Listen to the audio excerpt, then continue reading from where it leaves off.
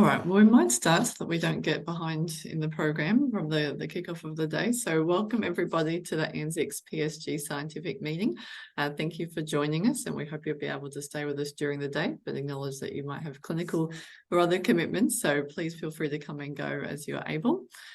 So for those of you who don't know me, I'm Associate Professor Kristen Gibbons. I'm the Group Lead of the Children's Intensive Care Research Program at the University of Queensland and Vice Chair of the ANZICS PSG. So it's my great pleasure today to welcome everybody to the scientific meeting. And a big thank you to Puneet and to Sai for coordinating our program today. Thank you both for all the work that you have done to put together a really great, diverse program, inclusive of a lot of really nice PSG projects, as well as an interesting range of keynote speakers. Marissa, next slide, please.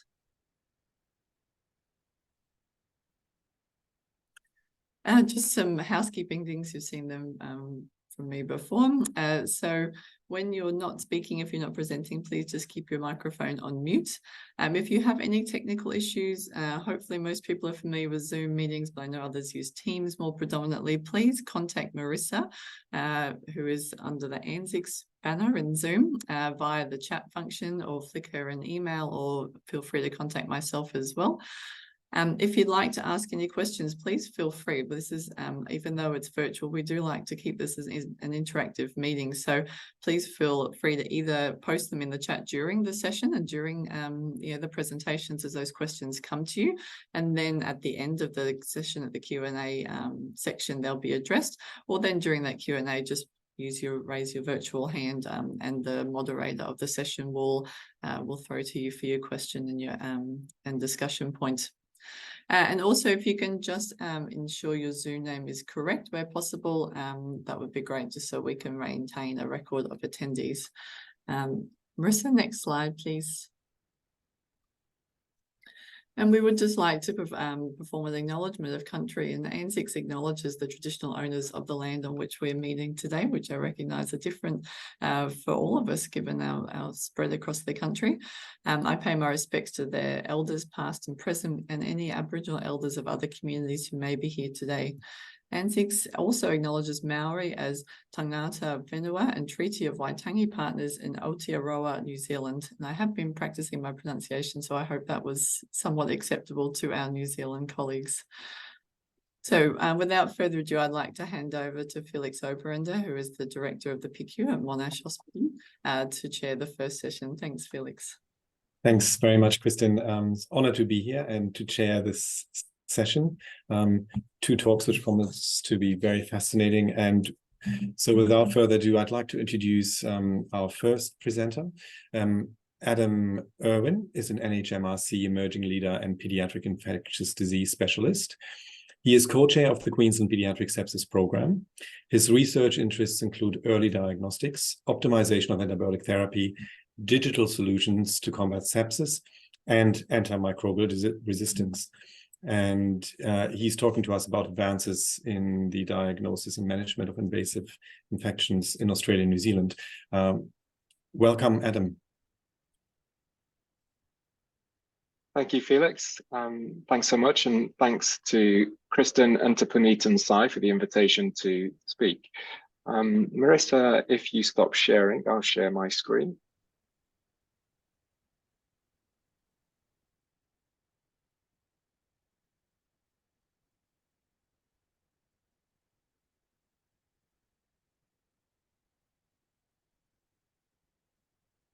Okay, excuse my, there we go. We're in my first slide. Thank you again for the opportunity to talk to you today, and I'll focus on the advances in the diagnosis and management, although it will predominantly be a talk about the recognition of serious and invasive infections in children in Australia and New Zealand.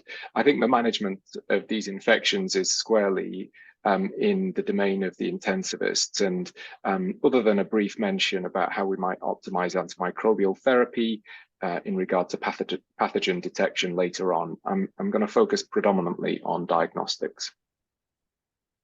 I'd also like to acknowledge the traditional custodians of the land on which we meet. For me in Southeast Queensland, it's the Turrbal and Yagara peoples. And I'd like to pay my respects to elders and descendants who continue important cultural and spiritual connections to country. So I'll briefly, I hope, introduce invasive infections and sepsis in the ICU to you, a group that will have a great deal of experience of this.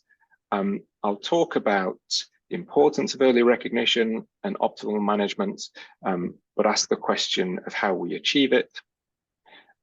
And then I'll talk a little about how we might optimize therapy, specifically how we might expedite pathogen recognition and improve antimicrobial exposures, antibiotic exposures.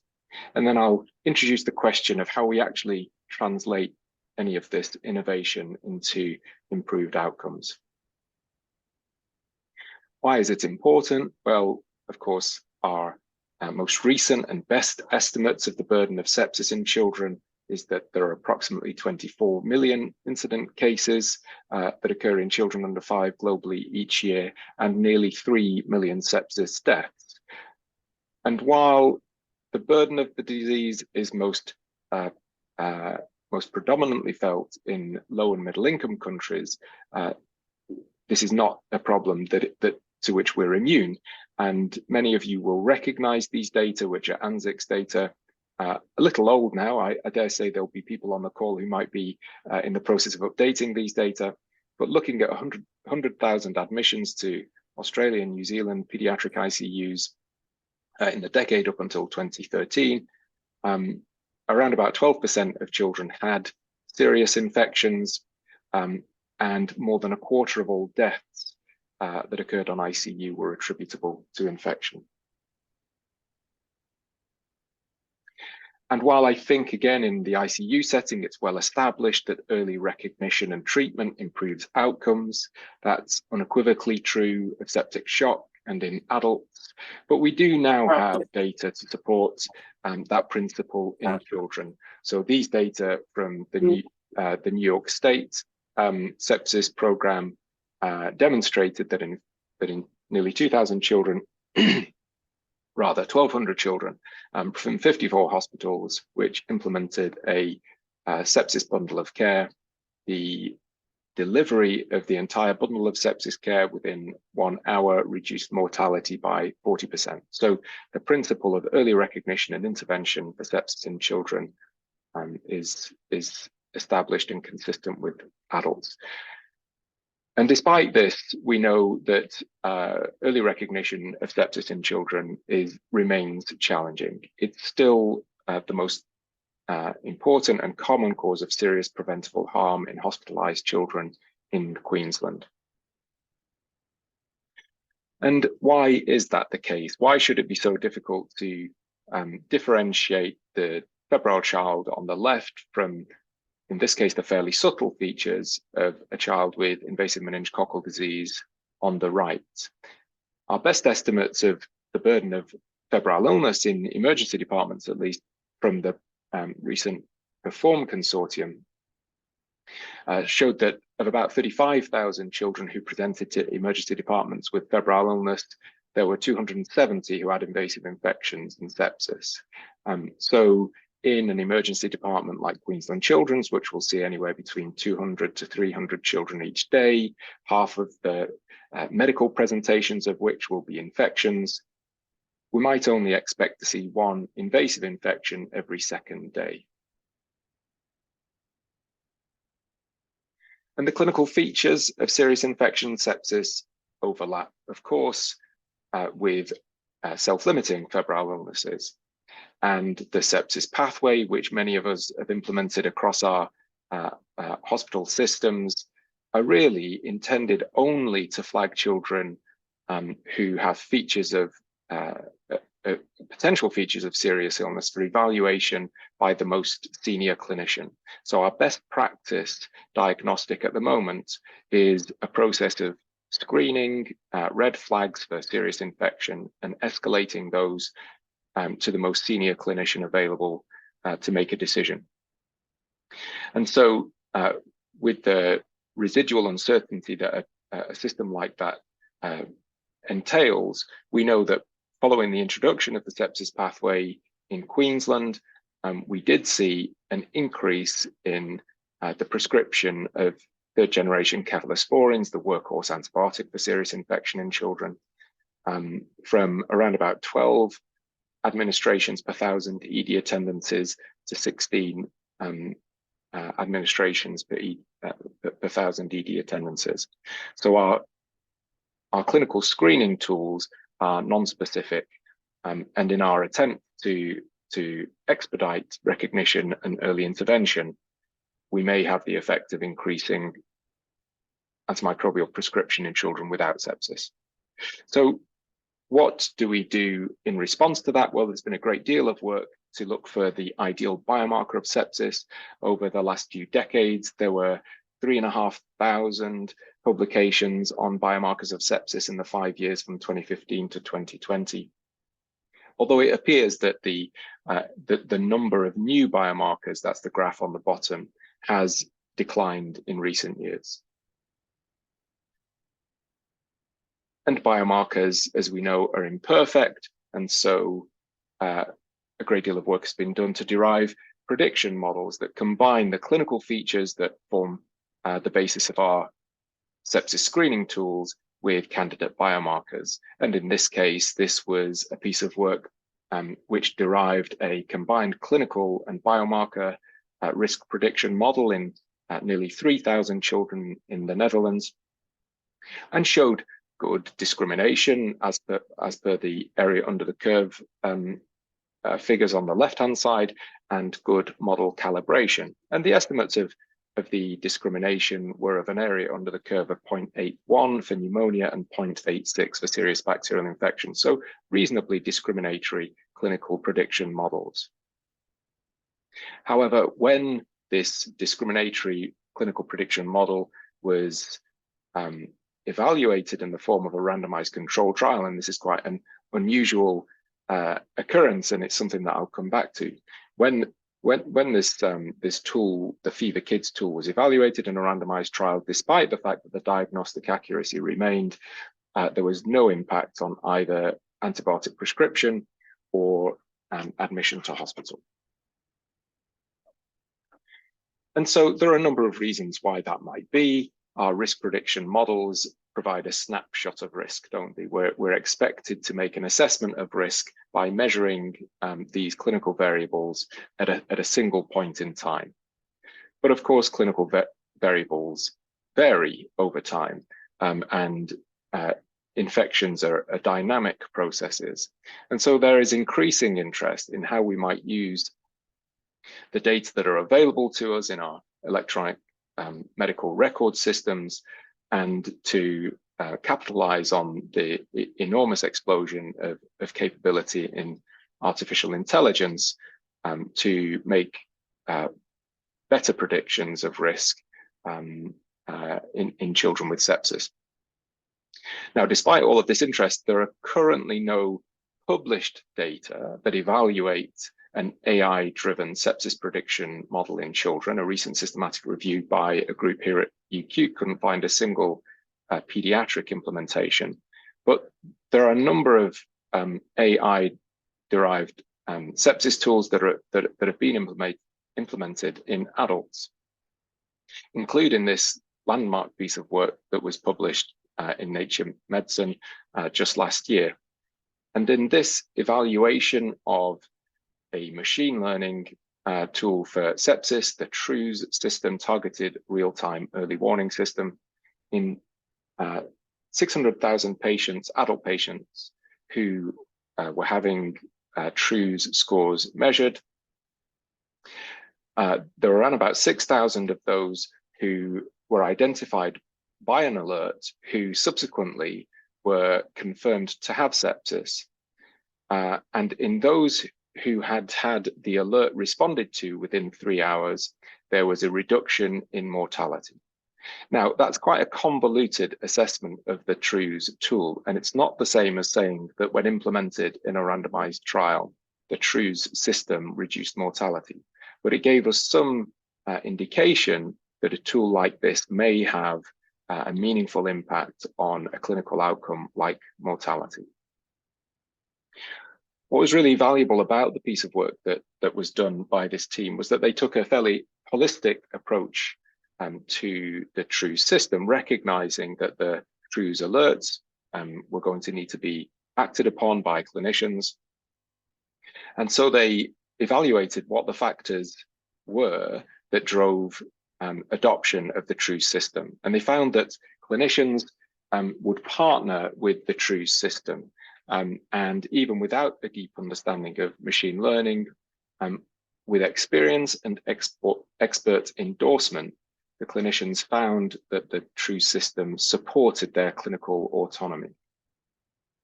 So it's really important to understand the behavioral components of these tools. And so here in Queensland, we have a partnership with an ARC funding training centre, the Centre for Information Resilience, and we have a number of PhD students who are going to be developing AI-driven models for the prediction of sepsis in our Queensland Health hospitals, where we have a single Cerner EMR instance. So that's an attempt to use the information that's available from clinical assessments or biomarker assessments more efficiently. So to use AI to make more efficient use of the data available to us. But symptoms and signs of serious infection are really just a manifestation of the underlying immune response to infection. And so increasingly, investigators have been interested to directly evaluate the host response to infection using using advances in transcriptomics. And this study, published by the PERFORM consortium in the last decade, derived a 2-transcript signature that was able to discriminate between viral and bacterial infections. So they undertook a piece of derivation work in 250 children in whom they performed microarrays, and they identified 38 genes that were differentially regulated in these children. And from there, they were able to derive a 2-gene transcript signature, which was highly discriminatory between definite viral and definite bacterial infection.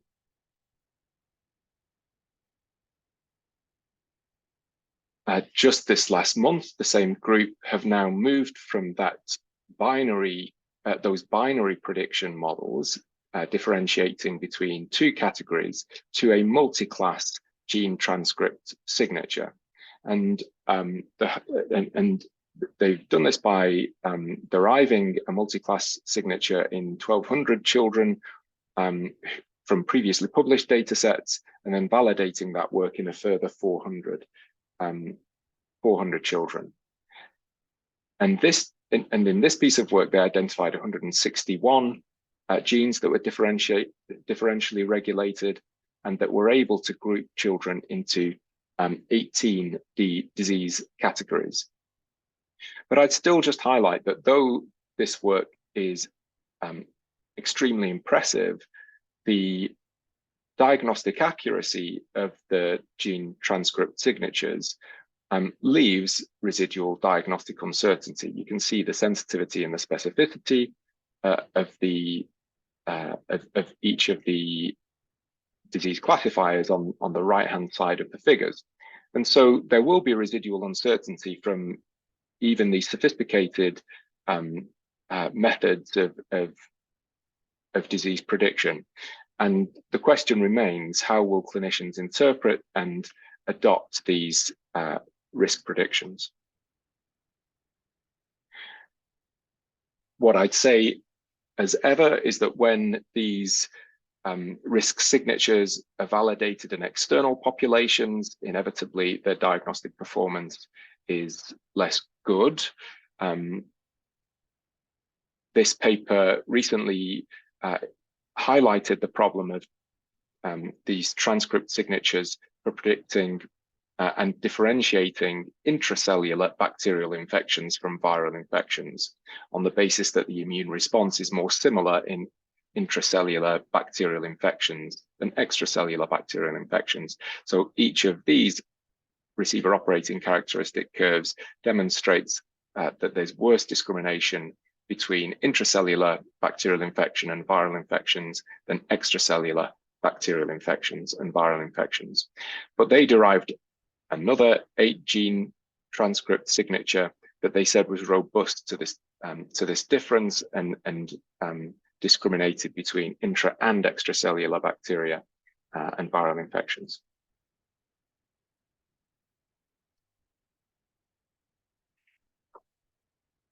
Now, the question then becomes, well, how do we translate a 161 gene transcript signature into a device that will provide meaningful information in a timely way? There's a great deal of work that's going on to extend our capability to provide these analyses on by the bedside. So the 2-gene transcript signature that I first mentioned from the PERFORM consortium has now been translated into a lab-on-a-chip device that they've called RTE-LAMP. LAMP is an isothermal amplification method, and they've successfully, in a proof of principle piece of work, successfully demonstrated that they can measure these gene transcripts within 25 minutes on this lab-on-a-chip device. And indeed, there are commercial partners that are also attempting to do this. Septicite is an assay which measures 4 gene transcripts that are differentially regulated in infection-positive sepsis, and provides a score based on the levels of those gene transcripts. And Septicite has FDA approval and indeed now has TGA approval, although though it's available for diagnostic use in New Zealand, I think it's still research use only in Australia. And so there are commercial companies that are also looking to capitalize on this transcript-based discrimination. But still, how will clinicians interpret the outputs from assays like this? What will they do with the uncertainty that remains in the diagnostic predictions? And can these platforms be evaluated in the context of clinical trials? So having focused on recognition of sepsis, I'll now talk a little about optimizing therapy. And of course, our objective in diagnosing serious infection is both recognizing the serious infection and identifying the pathogen in order that we can initiate the most appropriate targeted therapy, and then optimize therapy according to the pathogen. And of course, culture-based methods are slow. You can see here that it can take anywhere from 2 to 5 days to get a pathogen identification and antimicrobial susceptibility information that will guide therapy. So how do we improve upon culture-based methods? This is a similar kind of figure to the previous slide, but in this figure, I've just highlighted some of the different commercial assays that are available already to speed pathogen recognition. So the culture-independent methods, those are the methods on the left-hand side, like T2MR and Magicplex and Septifast. And then there are a whole range of assays that are available in culture-positive samples and that look to speed pathogen identification in culture-confirmed infection. And those would be things like FilmArray from bioMérieux, which is now BioFire. And the hope, of course, is that that these assays will reduce the time to actionable information about the pathogen. The culture-independent methods include T2. Septifast has now been discontinued. There's been relatively little success in implementing these methods in clinical practice. And so as a culture-independent method, the pros of a system like T2 are its time to information. The problem with T2 is that it's a relatively limited range of pathogens, just 5 pathogens, which account for approximately 70% of bloodstream infections, at least in adults in the US.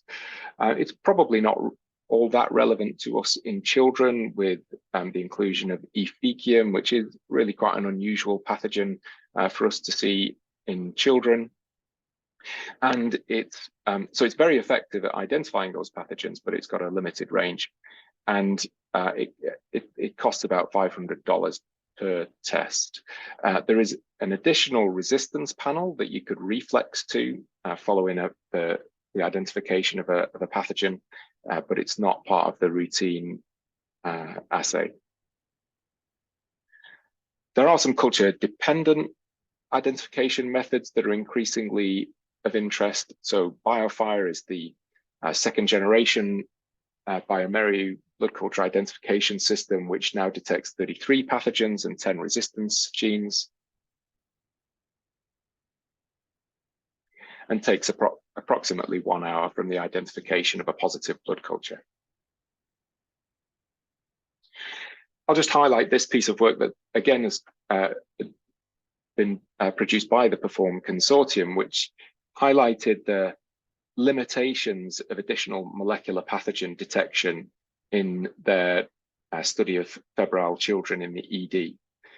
So this is febrile children in the ED rather than sepsis in the ICU, of course, but in 4,600 febrile children in whom they performed an extended panel of molecular pathogen tests, there were few that significantly changed the probability of an outcome diagnosis. And so they questioned the value of or the reliance upon pathogen detection in serious infection in children. I'll very briefly just touch upon a piece of work that we have been doing in Brisbane called the DIRECT study. And in the DIRECT study, what we hoped to do was integrate early pathogen detection with personalized antimicrobial dosing to improve outcomes from sepsis.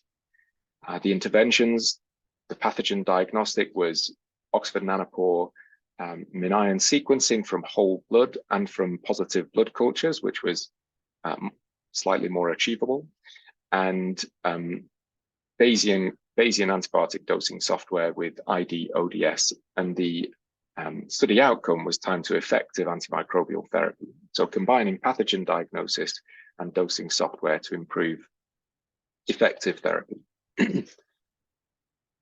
So of 156 children and adults that were recruited to the study, there were 52 culture positive sepsis infections, and using nanopore sequencing on positive culture broth, it should be said that we failed to achieve successful nanopore sequencing of whole blood.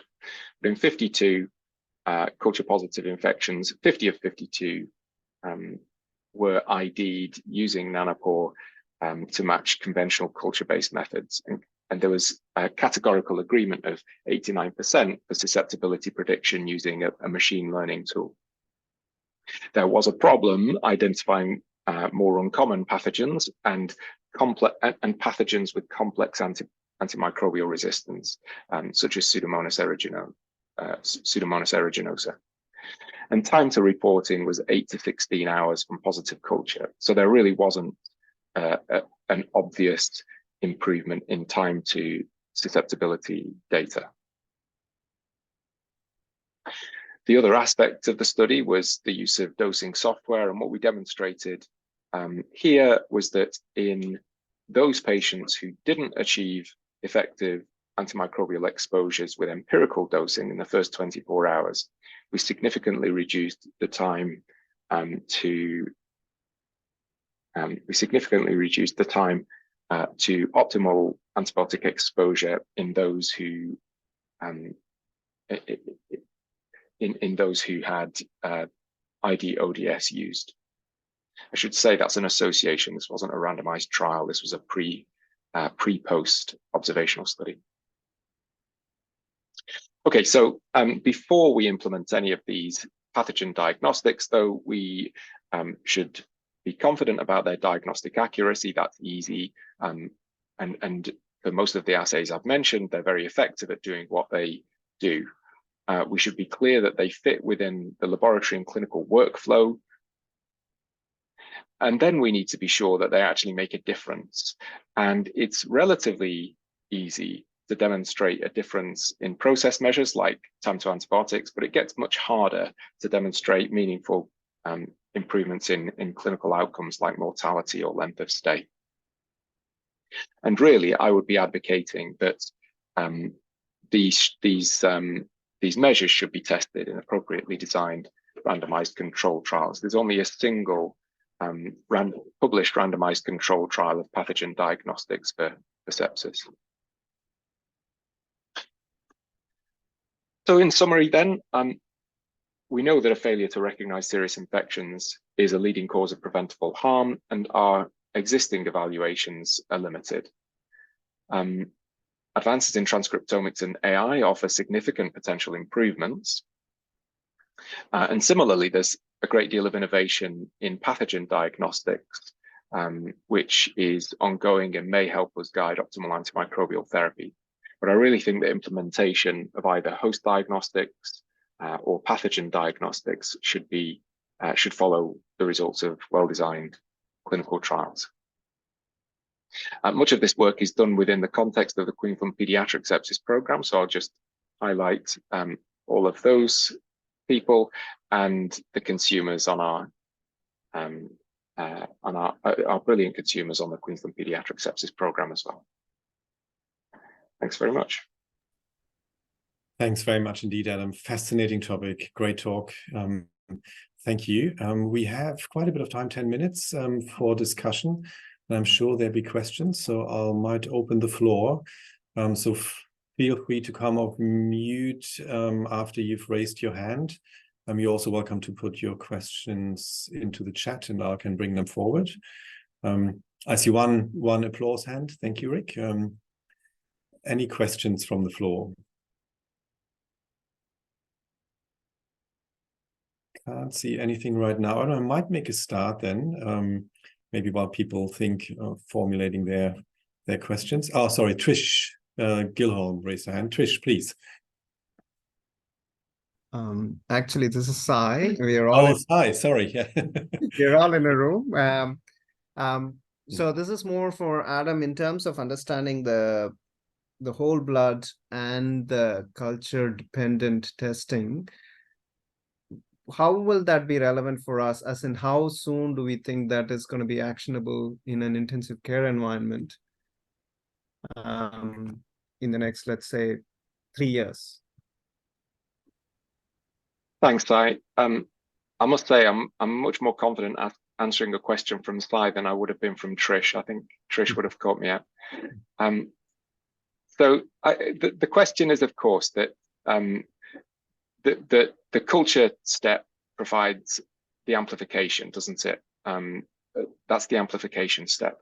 And currently, if we take whole blood from children, small samples of whole blood from children, there's just so little pathogen DNA available to us to sequence that we can't get any meaningful detections. And I'm not aware of anybody around the world who's so far managed to do that. There are metagenomic methods being used in other clinical samples where the pathogen burden might be higher, but it's certainly proved hard to do from blood.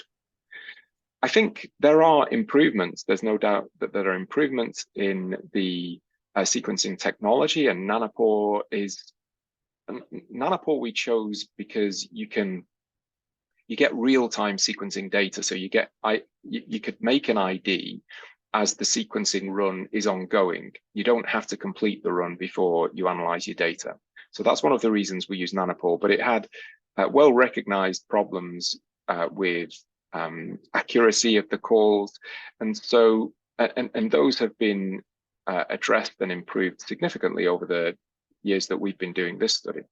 So I dare say that in time, improvements in the sequencing tech may allow us a little more accuracy, but the problem will remain that unless we can detect the pathogen DNA in all of the host DNA, all of the human DNA, unless we can find a way to selectively amplify the pathogen DNA over the host DNA, it's going to be very difficult to make a timely identification.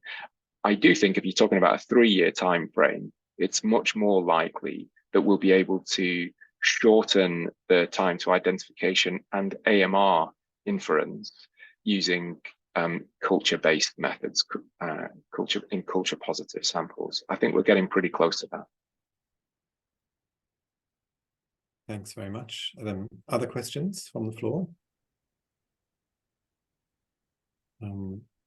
We might get people a bit of time to think about. Adam, can I put forward a question, maybe a bit of a heretic opinion, if you will. You said we needed to assess those new tests that are coming out in diagnostic means in randomized controlled trials or well-designed trials. What would you say if we thought, well, what do we really want from a test? We wanted to tell us whether it's bacterial sepsis. We don't really expect a chest X-ray, a CRP or other tests to save a child's life.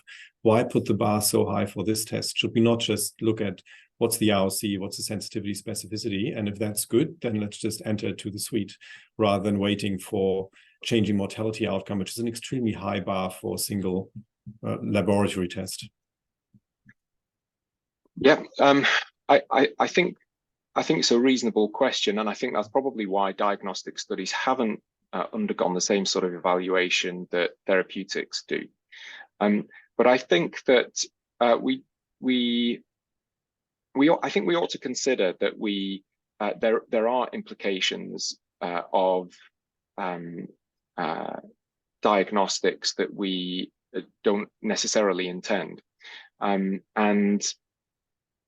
I think that I'm aware that you can probably see my colleagues behind me. I'm sorry.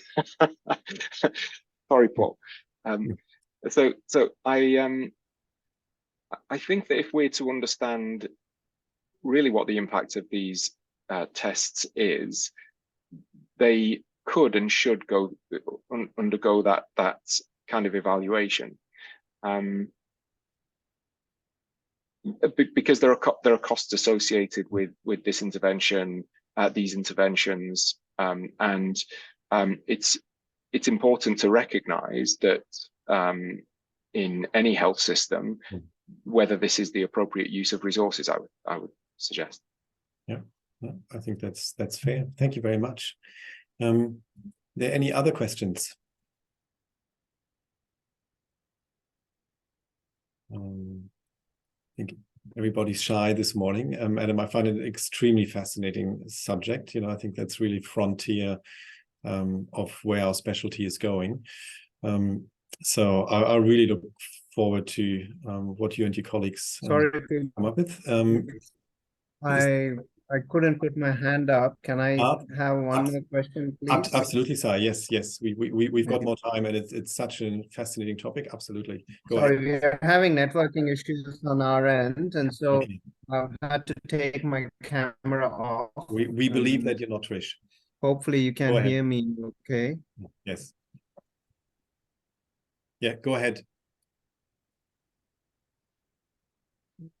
Can't hear. All right, go ahead is what I heard. Yes. So my question to Adam is around the antibiotic use. He showed data from Queensland that showed an increase in antibiotic use using a pathway, and which has, Adam failed to mention, this is probably one of the first studies to document that, objectively document an increase in antibiotic use with a pathway implementation. How is the world going to manage that? Because pathways are here to stay, because they seem to make a difference, or at least we think they make a difference. How do we then make sure we don't overdo it?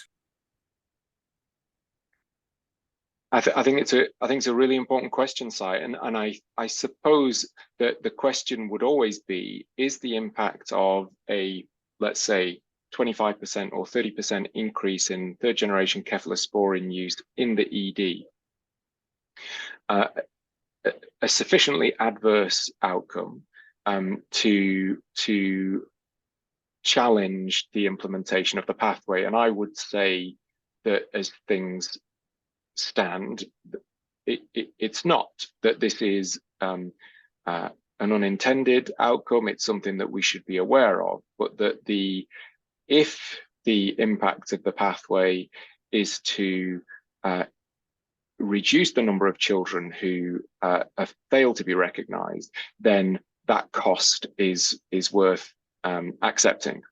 And this might be exactly the kind of evaluation that is done in the context of a trial.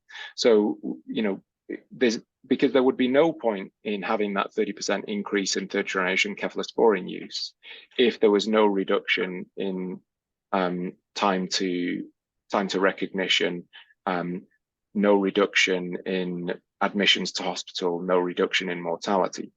So I think this is the kind of evaluation that could be done and that would weigh those different outcomes. And you can indeed do that kind of thing with composite outcomes, and you could include things like duration of antimicrobial therapy. It should be said, by the way, that we didn't see an increase in the overall antimicrobial consumption in the hospital over the same period. So whatever was happening in the ED, it was probably being captured by appropriate stewardship interventions like IV to oral switch and antimicrobial review.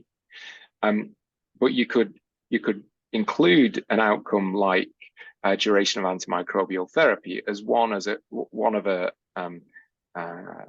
number of composite outcomes from a diagnostic trial. Thanks very much, Adam. Great question, Si, and very insightful answer. Thank you so much. I'll close us here as we're out of time. Adam, thank you so much for joining us and giving us an insight into this really important topic. And I'm sure we'll hear more about this in the months and years to come. Thanks, you very much indeed. Yes.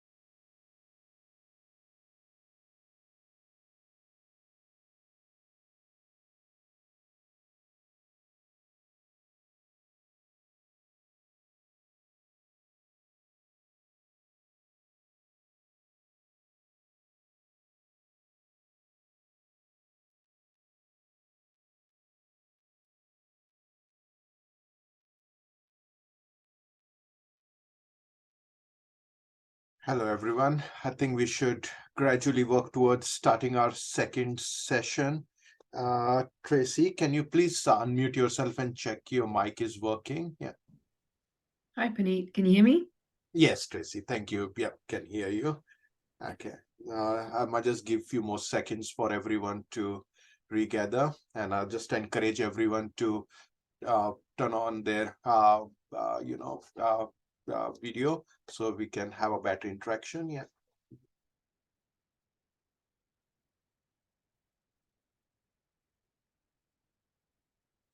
Okay, so I think it is 11:45 now. We should make a start.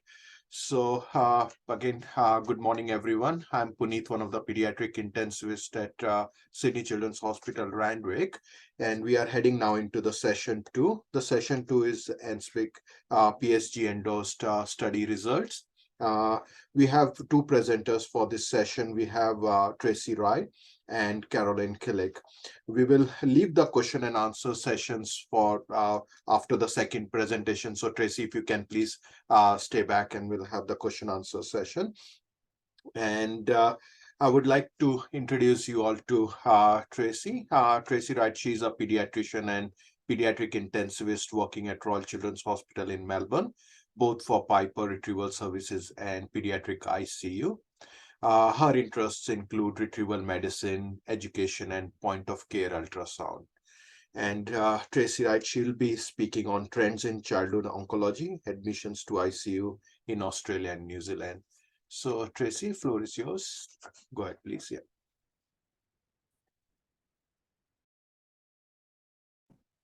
Thanks, Puneet. I'll just get this to share properly.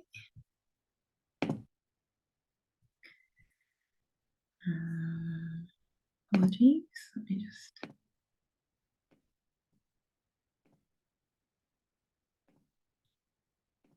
Okay.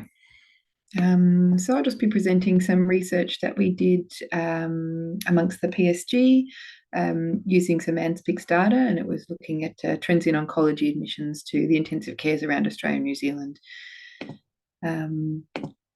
So as a background, the incidence rate of cancer diagnosis in Australia and New Zealand is around 16 per 100,000 year, 100,000 per year.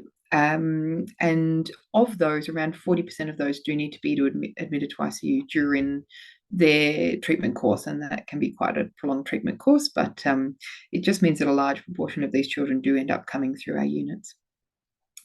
When looking at outcomes for cancer patients admitted to ICU, there are some isolated reports that suggest that outcomes are improving and that mortality is getting lower. However, there was a large meta-analysis done in 2012 that suggested actually mortality wasn't improving very much, and in fact was as high as 25%. Now, a lot of that data was probably skewed to older data, but certainly suggests that the mortality over a period of time was not substantially improving. In addition to that, there are a number of new therapies evolving, and a lot of those involve toxicities. They're improving the outcomes of children who previously wouldn't have survived, but they do increase your chance of needing to come to ICU during your treatment course.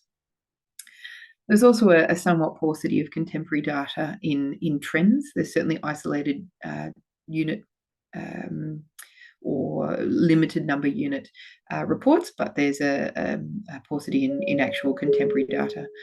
Apologies. Net, not building, ground floor, wood pharmacy. That net, not building, ground floor, wood pharmacy. So we took ANZICS registry data, and we took it between 2003 and the end of 2018. We included children under 16 years, mostly because over 16 it can be quite complicated as to whether you're in an adult hospital or in a pediatric unit. We used the diagnostic codes to identify the patients, and at the end of the period, there was 22 units contributing. That did increase over the period, and we excluded NICU. Our primary outcome measure was temporal admission trends, looking at absolute, indexed, and proportional to ICU admissions, and then some secondary outcomes, including length of stay, different interventions used, mortality at a patient level, and some admission characteristics, and then hospital length of stay. In terms of results, we had nearly 8,500 admissions, and that was for just over 5,700 patients. A large proportion of these had solid tumours, so 75%, which was around half-half in terms of central nervous system tumours versus not. And then there was 25% that were hematological cancers. I think this large proportion of solid tumours actually came from the fact that we included elective patients. So we had a 67% elective rate. A 53% elective rate, and so 53% of our admissions were elective, and that represents patients who have come in post-operatively to a large extent for post-op ICU recovery, and a lot of those were obviously solid tumours. Around 30% of our patients had more than one admission, and when you accumulated those admissions, they counted for about half of our total admissions, so around half of our admissions were single, and the rest were some repeat admissions. Overall, 14% had sepsis associated with their admission, But when you looked at the non-elective, that moved up to about 28%, which was more in keeping with the published data that's around at the moment. There was a relatively low BMT rate, but of course that reflects the high solid tumour rate that we had. When you looked at just haematological admissions, then it was 18% that had BMT associated with their admission. In terms of trends, so the absolute number of patients that came in increased over time by a significant amount, as did the per population amount, so per 100,000 population. The percentage of all admissions actually decreased, however. So despite the fact that there was a substantial increase in absolute numbers, as a percentage of all ICU admissions, it actually decreased over time from 6.5% to 5.6%. And reflects the fact that admission rates in general to PICUs and for children is increasing, however, contributing a smaller amount in terms of oncology patients. The length of stay, however, increased. So it went from 23 hours as a median to 38 hours as a median. And so, unsurprisingly, in terms of length of stay, the oncology hours versus the total ICU hours contributed about 5.6. So 5.6 of each ICU hour is an oncological patient, and that didn't change over time. And so that reflects that the numbers are decreasing in terms of percentage, but the hours are increasing. So less patients, but more time, proportionally. In terms of interventions, respiratory support, one interesting thing we found was that actually invasive and non-invasive ventilation support didn't change over time in a significant way. So the rates of invasive and non-invasive ventilation were similar. However, high flow was introduced in the time frame that we studied, and so there was a significant increase in high flow use in the time that we looked at respiratory support, and that resulted in the actual respiratory support numbers also increasing. In terms of interventions, around 14% of admissions received inotropes, just under 4% received renal replacement therapy, and neither of those changed substantially over the period of time that we looked at. A small number, so about 1.5%, received nitric oxide, and a similar amount received high-frequency oscillation. So fairly small numbers there. Of note, if the children received inotropes, renal replacement therapy, and invasive ventilation, there was a mortality of around 38%. This is overall mortality, and so this was looked at a patient level, so 5,700 patients. Overall, the crude mortality rate was 6.2, and that substantially decreased over time from 8 to just under 4%. So fitting more with the more contemporary data that was released rather than that meta-analysis that was produced some time ago. When we risk adjusted, that reduced from 3.3 to 1.8% over time. However, the hospital mortality was 8.2%, suggesting that some of the patients that do get out of ICU do go on to pass away. Is reassuring that there is an improvement in ICU mortality for our oncology patients. It's a bit of a busy slide, but just shows that in most of the subgroups we studied, there was a significant improvement in mortality over time. This was not sustained when we risk adjusted for solid tumours or for elective admissions. That probably reflects their baseline low mortality rate and just being underpowered to see that. But the crude numbers did improve, and certainly for the hematological and non-elective admissions, the mortality rate substantially improved over time. This just shows a number of things that are associated with non-survivors or mortality. Unsurprisingly, things that are associated with higher risk admissions are associated with death. The thing that wasn't associated, which has been previously documented, was that age was not associated with death. And the PIM score, unsurprisingly, was higher in those that passed away, but actually did not change over the period of time. So the median PIM score across the study was the same. As would be expected in a registry database, there are some level of limitations to what we could do, and we did have some trouble tracking missing data. And we weren't able to distinguish between benign and malignant tumours, and that was part of the reason that we included the electives. we sub-analysed a number of things, including looking at just the PICUs that were contributing, because there were some questions raised over whether or not the number of units that were contributing over the time may have altered the outcomes. However, when looking at just purely the PICUs that contributed for the entire time, the data was very similar. We did include electives, which is not commonly done in publications of this sort, and may have impacted on our mortality numbers. However, we also looked at mortality at a patient level, which is also not commonly done, and so would have hopefully at least partially balanced that out.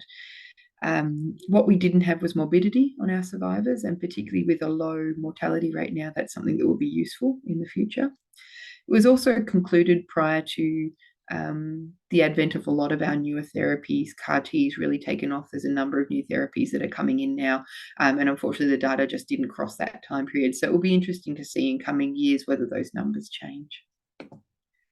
In conclusion, I think oncology patients do take up a considerable portion of our ICU use, and I think it is useful to have data so that we can better understand how to care for our patients. But that there is a reassuring trend in mortality in these patients, and that we're not actually substantially increasing the supports that they need over time. So we're not ventilating more, using more inotropes. And so what we probably need to start focusing on now that the mortality is so low is morbidity and outcomes in these patients, and perhaps focusing on more subgroups that are higher risk, our kids that are failing treatment and coming back in multiple times. Thank you. Any questions at the end, at the next group? Okay. Thank you, Tracy. I think that was a beautiful study which you presented. I think we will go on to our next presentation now. You finished a few minutes early, but that probably just provide us more time for question answer towards the end. So thank you, Tracy. Our next talk is by Caroline Kelly.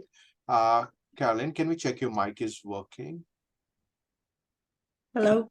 Hello, Caroline. Fantastic. Thank you. So I'll take the pleasure of introducing Caroline. She's a pediatric and adult intensivist at Monash Health for 20 years. She was initially trained as neonatologist in UK and then branched out into PICU and ECMO before moving to Australia in 2002. She enjoys the diversity of work supplied by both working in the children and adult ICU and try to use the lessons learned from one to improve the practice in the other field. So welcome, Caroline, and you can share your screen and the presentation, please. Thank you. Yeah, I'm just trying to share. I think I haven't done this before, so on Zoom. So hang on a minute. Green button on the bottom, I think, of the screen. Yeah, it's just saying I haven't opened the privacy things because I didn't give this a pre-run. How do I? Do you know, anyone you know on that one? What's it saying, Caroline? When I hit share screen, it said onto PowerPoint, it says share. And when I put share, it says open system preferences, security and privacy to grant access. So I did that, and then it gives me a thing, but I can't see where it says security and privacy. If you share your screen, just not the presentation, and open your presentation, it might work too. I do not know whether that allows. I should have tried this out before I. Okay, so my presentation is on the provision of continuous renal replacement therapies in basically ICUs in children in Australia and New Zealand. I think Marissa's sharing. So you just have to say next slide, please, and she'll move Okay, on. these slides are not the latest slot, so I can have to talk to the old set. So the idea for doing the study came from when we're trying to read OL protocols at Monash Children's. We're obviously a small unit. Some of us have worked there for a long time. I'm coming up to 20 years, and I haven't worked anywhere else in those 20 years apart from adult ICU. So I don't know what other people are now doing in paediatric intensive care. So before we started making policies, we wanted to look at what we should be doing. There's very little evidence or guidelines with any evidence behind them. The last Kidogo ones came out in 2012 and really didn't make any specific recommendations. So this was really to look at whether we are doing roughly the same as anybody. Is anybody doing any different to us? And is being a small unit making our outcomes worse, or is it we haven't kept up to date. So it's really a case of what are people doing in Australia compared to what we're doing. Next slide, please. It's a descriptive study, just going through the current use of CRRT. We looked at over 5 years just to see what all the units are doing, a survey of clinical practice, and then really what the outcomes were, and if we could see any factors which were helping to determine outcomes that were modifiable. Next slide. A very brief background. About 12% of the patients, children that go into any ICU will, this is a 5-country studies, countries in Asia, Australia, North America, Europe, about 12% develop severe AKI, and that's kind of Kidogo severities 2 or 3. Only 1.5% get RRT, and throughout that's just a mixture of anything, continuous renal replacement therapy, which for the sake of this presentation, I'm including only veno-venous, PD, peritoneal dialysis and intermittent hemodialysis. And it's really associated with quite a high mortality. Severe AKI gives you a 1.7 increased odds of mortality. And actually, well, in this study, they had 32% mortality for anybody who had any form of renal replacement therapy. So quite a high mortality. Next slide, please.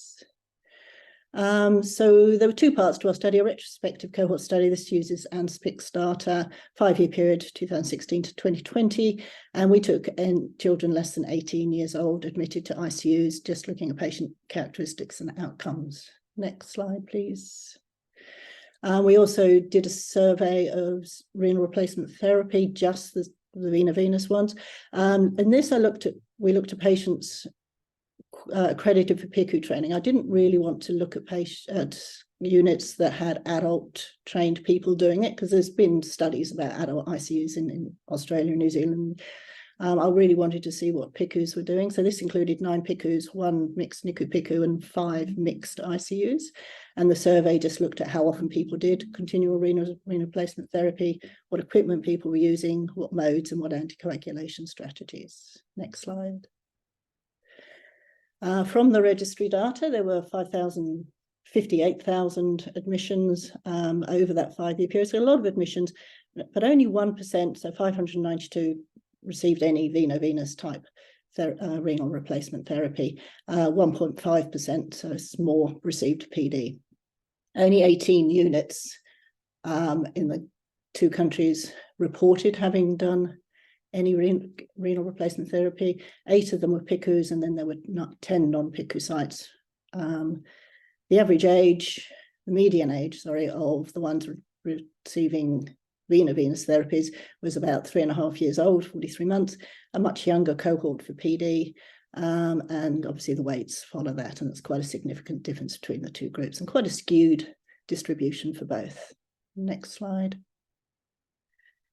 Looking at the yearly trends, this is just for the veno-venous ones again. The yearly trend, the red line across the middle is the average number of admissions that have CVVH each year, and that's 118. You can see there's not really much of a trend. 2020 was a funny year for everything. That was the year most of us closed down for COVID, especially here in Melbourne, but really no actual significant trend in the number of patients being done.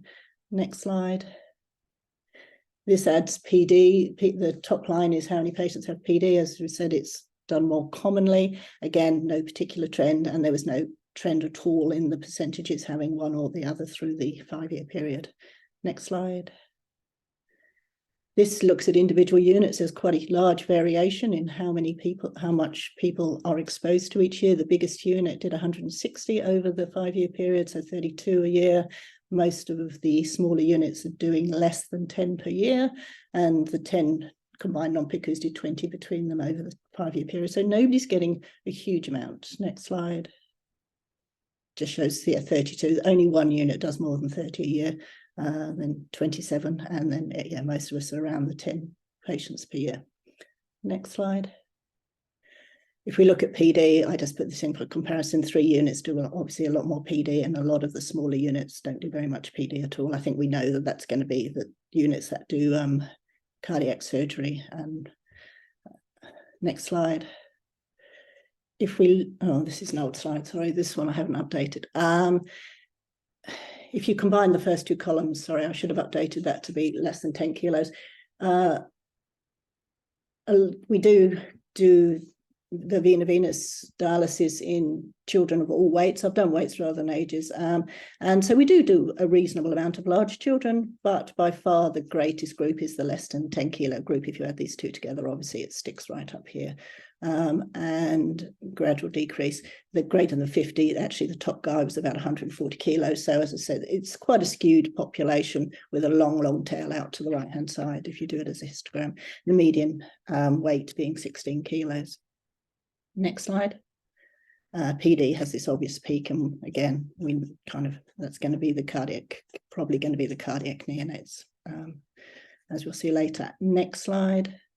Diagnostic group. Sepsis is the most frequent diagnostic group. It's a little bit hard not being specific. It's not a database which is specifically designed to look for initiation of renal, so I can't tell you why each patient was started on renal replacement therapy, but that is kind of the major diagnostic group for these patients. Primary renal disease is about 91 admissions over 5 years, and obviously everything else sits around the 50. Very few ingestions requiring CVVH in children compared to adults, where metformin seems to be the most commonly seen one over there in adults, not seen in children. Next slide. And yeah, there's your congenital heart disease with PD. And again, that's otherwise, PD is used very rarely in any other condition compared to the congenital heart disease. Next slide. In fact, nearly 40% of the admissions actually were neonates undergoing cardiac procedures. Looking at very small children, there's only 19 children under 2 kilos who received any form of RRT, and only one of those got vena venous therapy. The rest had PD. Next slide. The PIM score shows that there is an increased risk of death, the sicker patients in the CRRT group than in the PD group, and quite significant. I don't quite know how it gets significant on 89 to 94%, but it does. So most of the patients were invasively ventilated on inotropes. More patients having CRRT are on ECMO, and more patients having cardiopulmonary bypass receive PD. I don't think anybody would be surprised by that. Next slide. Looking at the outcomes, the length of stay for both groups is actually very similar, which seems kind of surprising until you take out that the risk of death is quite different between the two. So 30% of patients who receive CRRT are likely to die, whereas the risk of death for PD, the ICU mortality was actually 7.3%. So the short stay is possibly because they don't survive. Hospital mortality also reflects that, with a hospital mortality of 33% for the vena venous and 9% for the PD. The standardized mortality ratio higher for CRRT than for PD by quite a bit. Next slide. Over the years, crude mortality had fallen in the 5-year period, which is very pleasing to see, from about 35 down to about 22%, and this is significant. The standardized mortality ratio fell from 3.2 to 2.4, so not such an obvious fall, and not significant. Next slide. Does the size of the unit matter? This is quite important to my feelings. So the smaller units didn't particularly have a greater standardized mortality rate than the big units. I did standardized mortality rates, so I thought the bigger units would probably receive the sicker patients, and crude mortality may not be the best way of looking at it. So this is the standardized mortality rate 2.76 and 95% cardiac intervals above and below. And you can see the smaller units don't tend to have a worse outcome than the bigger units. Next slide. Looking at factors that do affect mortality, weight is probably one of the biggest factors associated with mortality. The small children have 42% chance, 42% mortality, dropping down. I'm not sure why there's a blip at 30 to 40, but the small numbers make it very difficult to kind of say anything. And next slide, please. And obviously the same with weight. So same with ages. So neonates have the highest mortality rate of 47%, dropping down to 25% if you can survive to over 1 year of age. And with the weights, pretty much they're all significantly lower than if you are less than 10 kilos, except for, as I said, the aberrant 30 to 40%. But then we're looking at quite small numbers here. Next slide.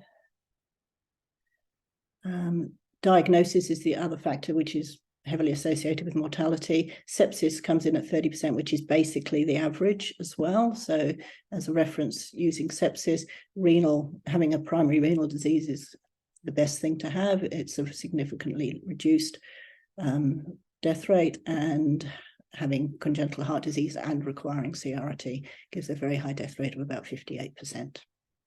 Everything else kind of is around between the 20 to 40%. Next slide.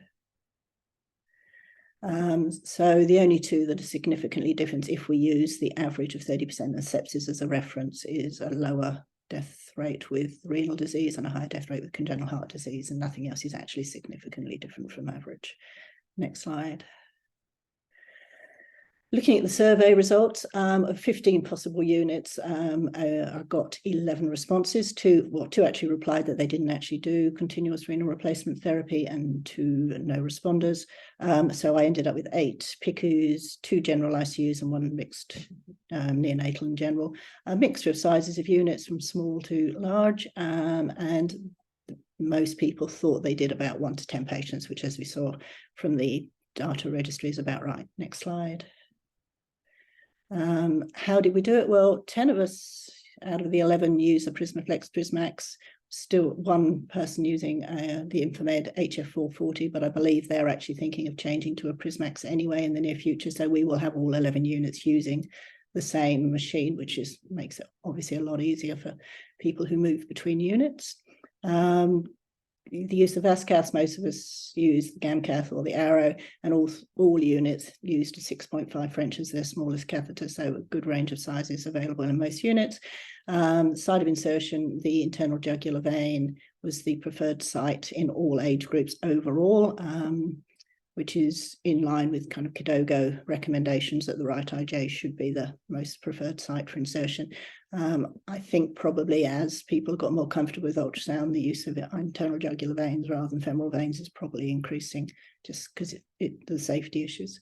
Next slide. Modes, the most common mode used was pre and post dilution CVHDF. Few people using pure hemofiltration. Anticoagulation, regional citrate anticoagulation is now the most commonly used, others still using heparin.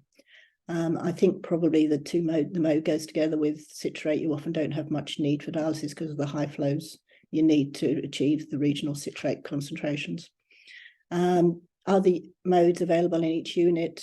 8 of the units, I think basically all the PICUs, have peritoneal dialysis as an option, and 5 units were able to offer intermittent hemodialysis within their unit. None of the units had used SLED machines, the slow low efficiency machines, which are now incredibly common in adults, but not yet seen in pediatrics. Next slide.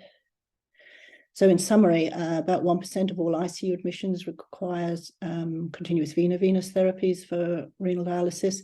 The most common, and it's the most common form, if we exclude the cohort of neonates having cardiac surgery, it is the most common form of renal support now.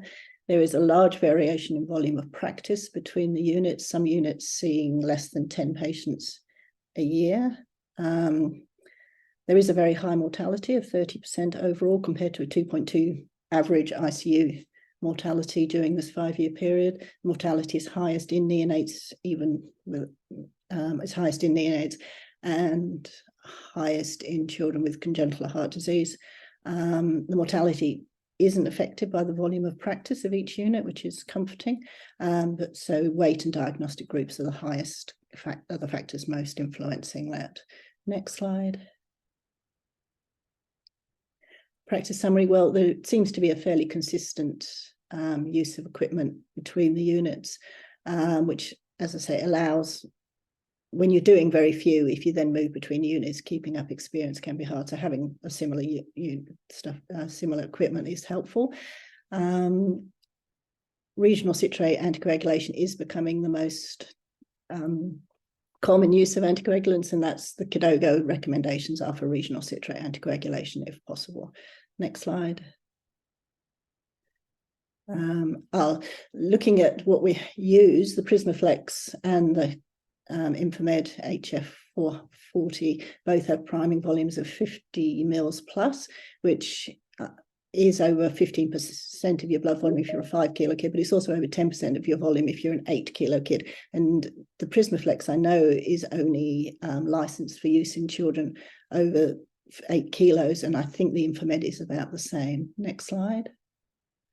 So some of the new developments and what started us looking partly at this is there are now 2 machines under trials and 1 approved for use in this cohort of patients. So the Carpe Diem is now approved for 2 to 10 kilos in size, and the Nidus, which is the UK version, has just gone through trials and using children up to 8 kilos. And it's whether, one of the questions is whether there's enough in this country to warrant looking at getting a more pediatric specific machine. Of our patients, 164 of the 592, so just over a quarter of the patients we do are under 8 kilos in size. Next slide. And I'd just like to thank the registry, Brianna, for supplying us the data and the support from the Paediatric Study Group, my co-authors, and everybody that replied to my survey. So thank you.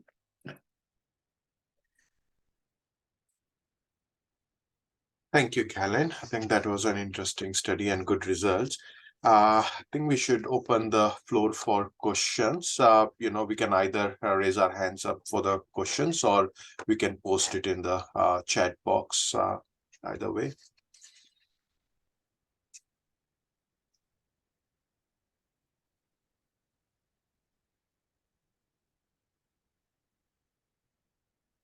While we are waiting for others to assimilate their thoughts for asking questions, can I ask, Tracy, for the mortality, in your study, what I might have missed it. What was the main cause of mortality which came in through? Like, was it sepsis in the oncology group or ARDS, or what was it like?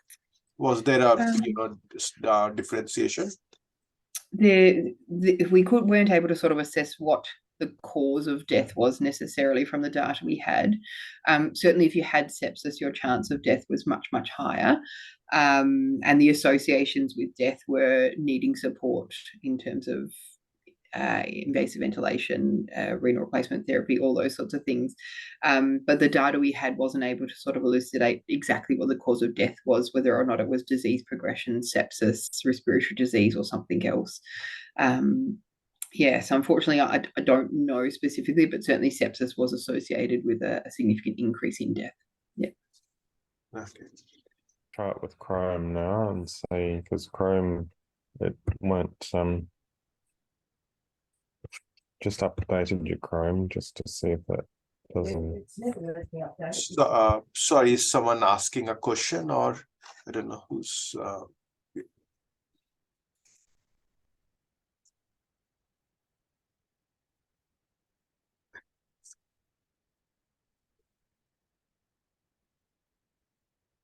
anyone else in the group has a question? And Tracy, can I find out the admission duration was the time when they physically left the unit or when they were deemed ready for discharge? Because sometimes, there can be a bit gap between time to get discharged versus readiness to discharge. Length of stay for us was calculated by what they put as the discharge time. So yeah, it's possible that may have been extended by that process. Yeah, by delayed discharge. Yeah. I think, is it Sai there? Yeah, Tracy, how are you? It's been a few years. Tracy and I took them together. Tracy, so where next with this data? Yeah, I think really where we need to go is we probably need to look at this again in the coming years. particularly with the advent of CAR T and those sorts of things coming through, and looking whether that data is changing and our admission rates are higher, length of stays and other things are higher. I think it would be really useful to look at morbidity of these patients as well, because it is really hard to say when these children get out of here how well they do, but obviously that's hard to come from one of these data registry, particularly the ICU registry is a hard one to follow up. And I think to look at that morbidity data, we'd have to combine with our oncology fellows to follow on what the outcome for these children are. But I think the money is in the subsets, the children who have high-risk disease, because they're certainly what we're seeing in our unit the most, are these high-risk children getting these more complex treatments that are coming through and in fact not doing as well. And I think that's where we really need to be focusing our ICU interventions and working out how to treat these children better. So I think there's a number of things to be looking at. We didn't extend the study the next time period, which was 2019, 2020, because it started being skewed by COVID. But I think you could reconsider starting that now that COVID is dissipating and the numbers won't be as skewed. So I think there's a lot of areas of interest in oncology. I think the challenges will be where that data comes from, particularly as they leave the ICU and have their more important outcomes coming up. Am I allowed one more question, Puneet? Sure, please go ahead. Yeah. Quick one. Do you have data on how many of these actually received ECMO therapy? Yeah, it's an interesting question. The registry does include ECMO, or it certainly did in the later cohorts. The numbers that we had didn't seem to fit with anecdotal data. And so we actually pulled it out of our study in the end because we felt it wasn't correct. We worked through the data with everybody who could, and we couldn't quite work out why those numbers weren't making sense, but we only got 5 over the whole study. And the feeling from a number of contributors was that seemed like a small number. The outcomes that we had from that number were similar to reported, which is about 50% mortality. Yeah, it was an interesting one that we decided to pull out because we didn't think our data was correct. And whether that's a reporting thing or how we filtered our patients, I'm not sure. Yeah. I think it's another growing area though, because we are putting more on than we ever did. Right. So I don't know whether Adrian's online. I think he recently looked at our data set. So we are certainly putting more on than before. Thanks. Alan, while we are waiting for others for question, can I ask, did you all studied the life of the circuit between heparin versus citrate anticoagulation? Because I think that was one of the previous studies I read was there was a the life of the circuit was much better with the citrate anticoagulation. Did you all find any difference, or was that aspect studied? Didn't study that aspect. The registry doesn't collect any data specific to renal replacement therapy. It doesn't. So, and I don't know that any unit specifically collects that data. So I think if we want to look at that, it's going to have to be a prospective data with all the units collecting their data. The number of per unit would be so low that it would have to be all of the units collecting data. And I think it would be interesting to see, then you could look at the modifiable factors such as modes of CRRT, anticoagulation strategies, and you could look at the life of filters, but without somebody specifically collecting that information, it's not possible at the moment, no. Sure. And it's more than a question. It is just asking to share your thoughts. Do you know anyone who used the Carpe Diem? Like, it is something which is we considered, like, based on the people who have neonatal experience, they have considered using it. Do you have any experience, ideas, others who have used it, Carpe Diem? It's just been introduced in one of the hospitals, the bigger North American centers are now using it. It's now approved by the FDA in America for use. I can't remember exactly which center it is, but I know the American centers are moving towards it. Obviously, the Italian centers who kind of developed it are using it. The first randomized control trials showing survival benefit are now out for Carpe Diem, and they're being done for the NIDIS. The NIDIS is very much just within UK, and I think they had 5 centres in the UK using the NIDIS machine in a experimental mode. I presume if that gets approval, it would then be used within the UK initially and then move out. But I don't know of anybody outside of Europe and North America for the Carpe Diem using either of them, no. Definitely not the papers that are coming out of China or anywhere else are not moving towards the smaller ones yet. I think Japan were actually inventing their own one called Aquadex as well, so that may appear in the Japanese units too. I think Subodh has got his hands up, and then maybe Kristen after that. Yeah. I was going to say the same thing like what Caroline said. I don't think it has a TGA approval yet in Australia. Carpe Diem doesn't, neither does NIDIS. No, We looked at I'm that. not sure whether I anybody's think one of the ANZICS before COVID, maybe 2019 or 18, Carpe Diem had a exhibitor stall. I remember looking at their machine. It was quite attractive for small babies. You could potentially do it via a central line, as the flow rates are so low. You don't need a huge vascat. That's what their claim was, but I haven't seen it in live in action. And Kristen, from you.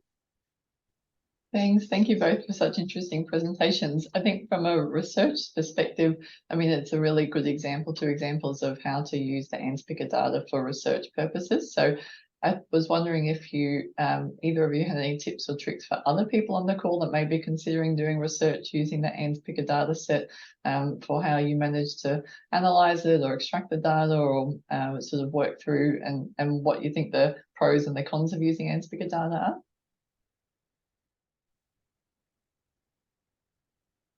I found the data set easy to use. I mean, I've recently done a course in biostatistics, but definitely get a statistician to help you. And so you know what you actually want. And it's also, looking back, there were other bits of data I wish I would have had to start with, like just denominators of things, like how many percentages of neonates get CRT. I didn't have that. All I had was the baseline. So I think you really do have to plan beforehand exactly what data you want and know what you need to get your statistics right. Those were the 2 mistakes I think I made using the data anyway. But otherwise, I thought the data set was very easy to manipulate, even just on an Excel. It's even easier now using SPSS. But yeah.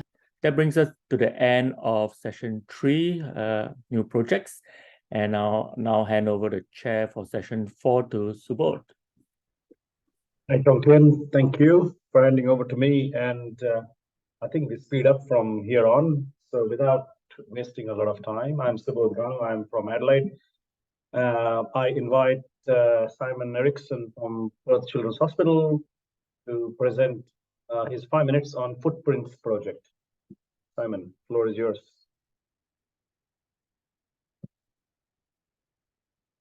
Simon around?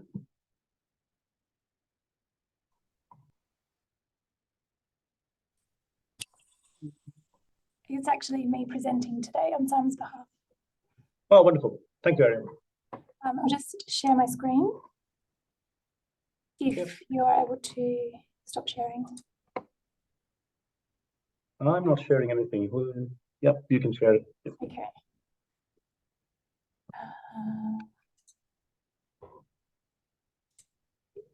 Is that successful? Can you see that? Not yet, Ariel. Not yet. Okay. Give it one more go.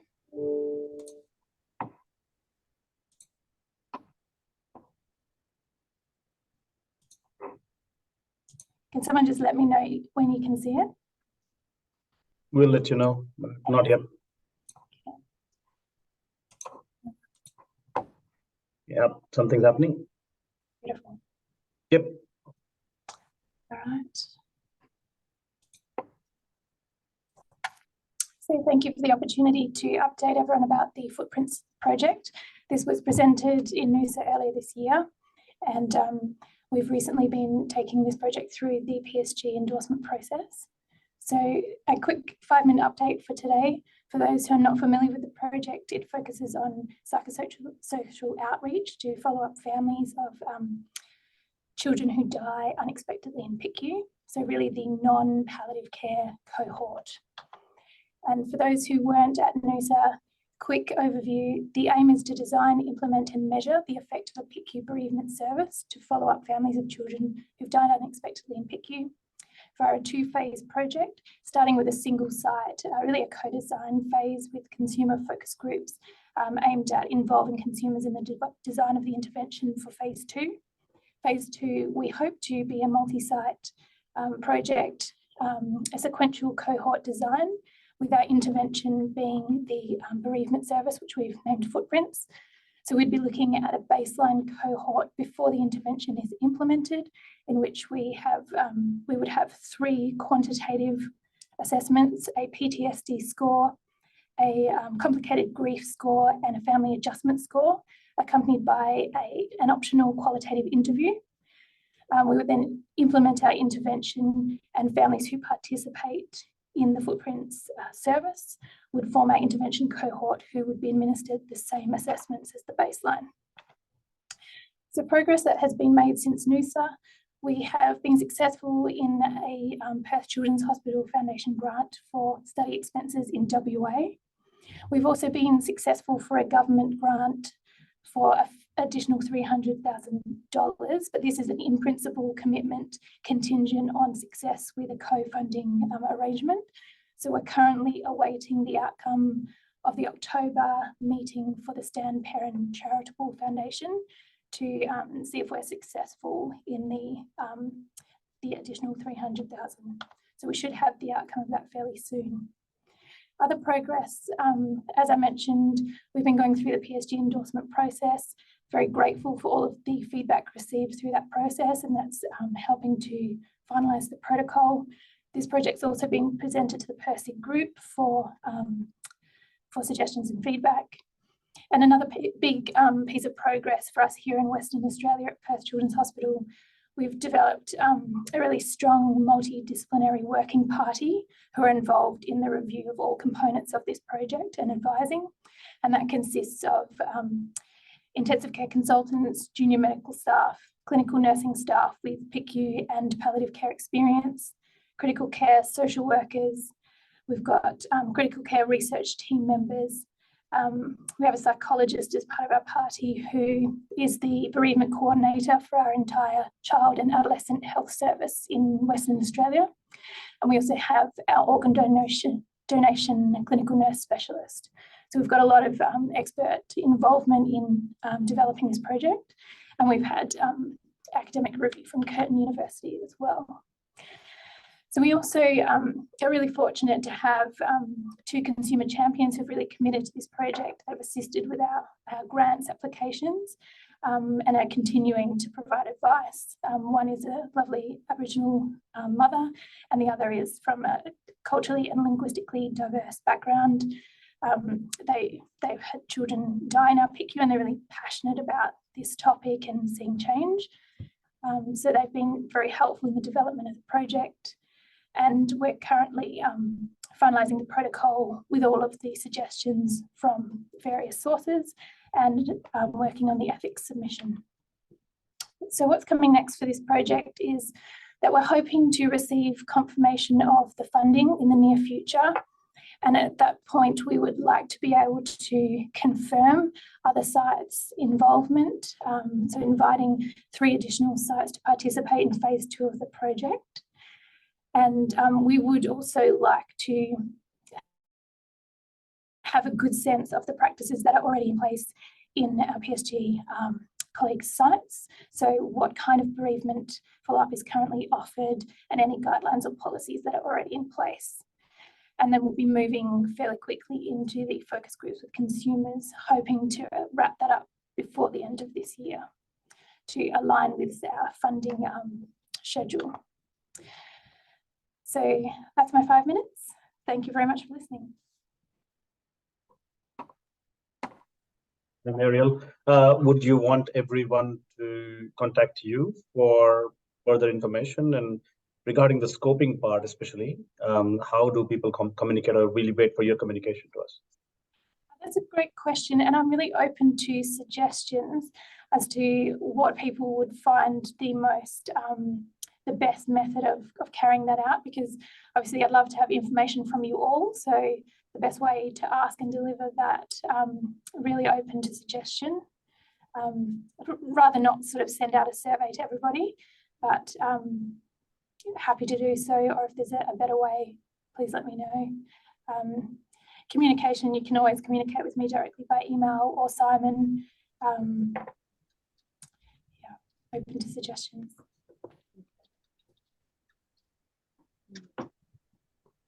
What do people think? Any comments? Vanilla? Yeah, thanks. Yeah, I did do something similar, but not exactly the same, but to understand how critical care courses were delivered for nursing, and so that was by having a structured interview with key people. So having the key person identified who would be armed with the information and go through in a structured way, just with a telephone interview. That worked well. Yep. Thank you. It's a great suggestion. Comment or question from Kate, I guess. Yeah, thank you for that update. I've been asking around a little bit, just trying to gather stakeholders' thoughts on what it would look like here, and it's been quite interesting. There's been a little bit of, I guess, variation of experience, and I think the feedback on the scoping of current practice will be really important to any site if they wanted to continue beyond footprints, so that we can clearly define how footprints has added or changed practice. And I think that doing this scoping part could be quite important for individual sites planning forward.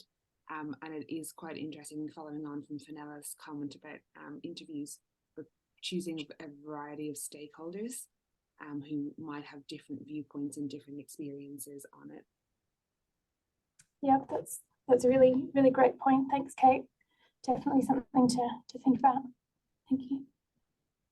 I may suggest, Ariel, to write you to the PSG chair and see whether there's if the PSG endorses this, then if they're happy to use the email distribution to communicate with relevant contact points in different PQs. Arjun, last comment. Yeah, thanks, Subodh. Ariel, great topic. One of my suggestions, just wearing my Donate Life hat, is to probably look at the OTA and Donate Life. They do some aspects of what you're doing, but essentially for kids who have undergone organ donation. So there might be some value in capturing the data for that. Yep, thank you, I mean, Arjun. I know for sure Queensland does it. I'm not sure of WA, but I would assume it's been the same process everywhere. So we do have our Donate Life clinical nurse specialist as part of our working party. So she's just recently joined, but I'll be able to tap into her understanding of what data and what services Donate Life have here in WA. Definitely. Yep, great. Yeah, thank you. Thank you, Ariel. With that, we'll move on to the next quick snippet of 5 minutes on Kids Thrive. Shane George. Thanks, Subodh. I'll be quick with this one, and I might just sneak in a little update on PICECAP with a minute at the end as well, just because it wasn't on the list. So Kids Thrive, for those who don't know, was a study looking at the use of high flow apneic oxygenation during intubation in ED and ICUs around Australia and Zurich, and finished earlier this year. So we've been in the depths of data cleaning and analysis. So the analysis is well underway, and we hope to have a draft version of the paper ready to send around to the investigator group probably in the next month or so. So keep your eyes out for that.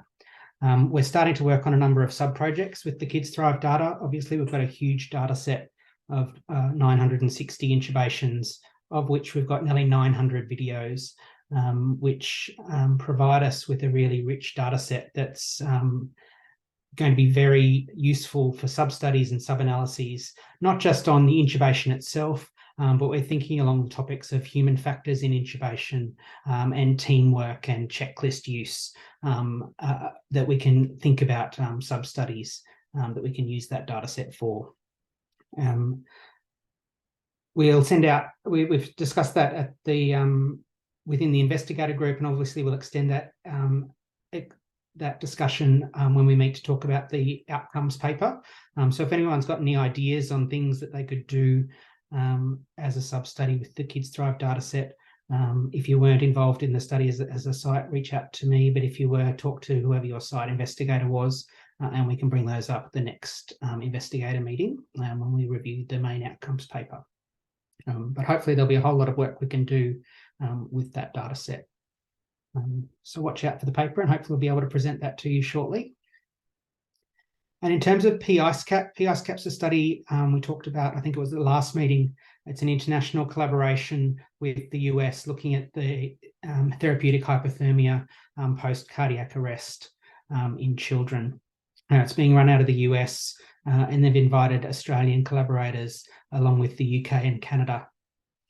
There's a number of sites that have put forward a preliminary expression of interest. We've been juggling the complex pathway of international collaborations. So we have ethics approval for the study, and we're now in the contracts phase, which is taking forever, as it usually does. The study is really well funded. There's money from the US that will give about 10,000 Australian dollars per patient enrolled to the sites, along with about a $5,000 startup fee to each site. Alongside that, we've applied to the MRFF International Collaboration Scheme. We were unsuccessful in the first round, but we scored relatively well with a score of about 5.2 overall. It looks like the cutoff was about 5.5, so we weren't far off. So that's gone in again. It's under peer review at the moment. We should have an outcome from that in the next couple of months, which will top up a bit more, even more site funding. So keep your eyes out for that one, and sites that have put their preliminary expressions of interest will be in contact once we've got more progress with the contracts, just to talk more about firming up those expressions of interest. Thank you, Shane. Any questions or quick comments? Well done on 900 videos out of 960, and we're eagerly waiting for your email with the preliminary results of Thrive.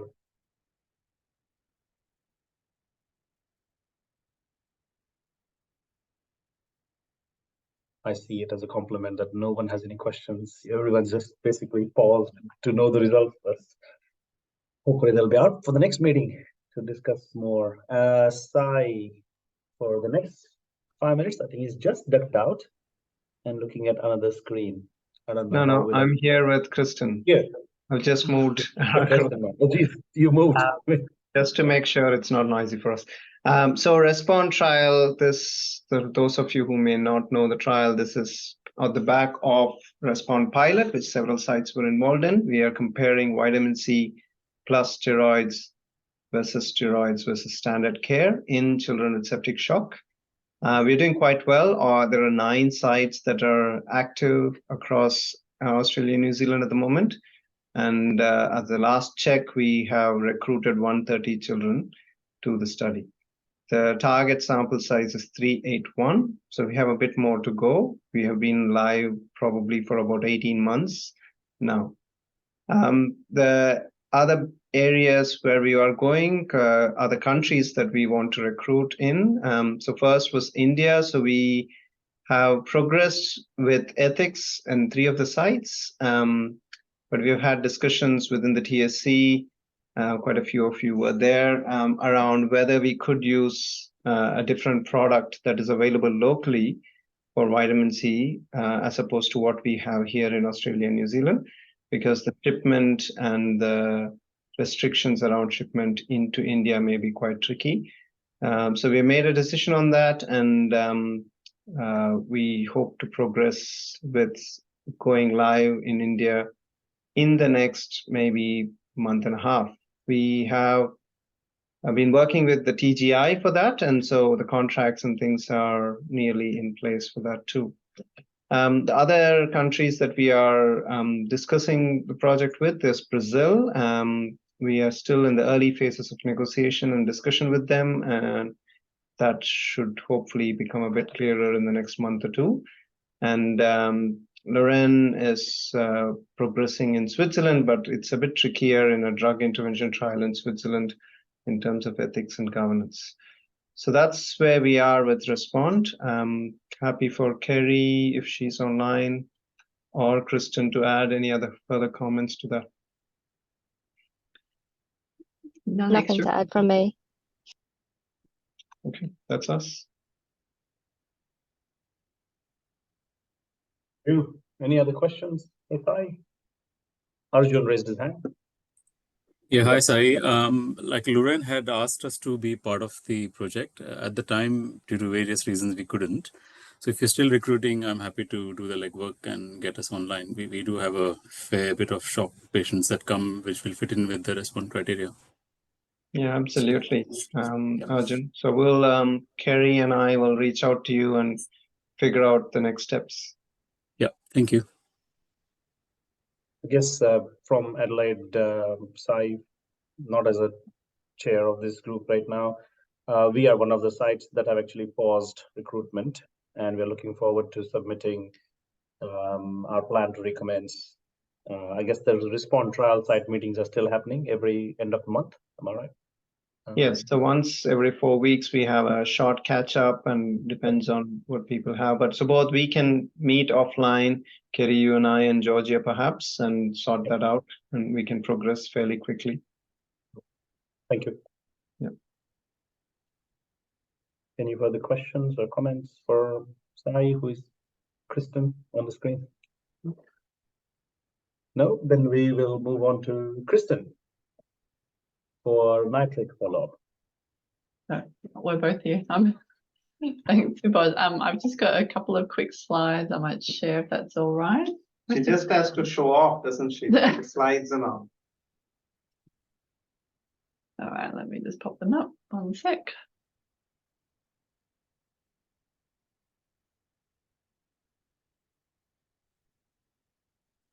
Can you see the full slides there? Those slides working? Yep. Slide Cool. I can't see full screen, but I can see the slides. Oh, let's just stick with that then. That's okay for now. So this is just a brief update on the nitric follow-up study. So we have 4 sites live. QCH is pending, but hopefully be online very shortly. All the nitric RCT participants have been screened, so that's around 1,000 patients. And of those 1,000, just shy of 70% have already been given us approval that they would like to be included in the study. We've got a further 11% that we're in the process of making contact with, and then around sort of 18-19% that for various reasons either weren't for inclusion, so the child might have passed away since the nitric trial, for example. 4% we haven't been able to contact, and 6% declined so far. So that's sort of where we're at with the recruitment. There's been just shy of 1,000 annual questionnaires fully completed, which is no small task across a set of time points. And those questionnaires are quite lengthy for the families to complete. So we're really fortunate and grateful to all the families and the RCs doing all the hard work to collect that data. And we have 116 face-to-face assessments completed at 5 years of age. So again, that's a big undertaking by all the sites and the neuropsychologists involved. So thank you to all the teams there. I just thought this would be a nice quick thing to share in terms of, because we can't share any study results yet, but just at the end of each survey, we do have this parent feedback form, as a lot of these surveys do, and we ask families if they would like to be involved in future research, would they like to receive a report on how their child is progressing, and then a space for general comments. And I just wanted to share a couple of those sort of general comments, because I think it's really important. You know, we look to these to see where we can improve the study, you know, if families have complaints or thoughts about what's not working for them. But we found 54 surveys with free text feedback, and we were really pleasantly surprised that 16 of these were just statement of thanks. So not asking anything from us, not complaining about anything, just saying, you know, thank you for the work that you're doing. Thanks for letting us be a part of this study. It's very useful. a further 15 surveys with sort of narratives about the child's development. We had 13 that were feedback on the questions, so sometimes difficulties answering some of the questions for younger children or those with developmental delays or recalling healthcare utilisation, so that's helpful for us to understand where we can improve. And then another sort of 8 that was sort of positive, just sort of general purpose positive feedback. So great survey, must have taken ages. It did. Thank you to Trang at the time, particularly for coding all of that.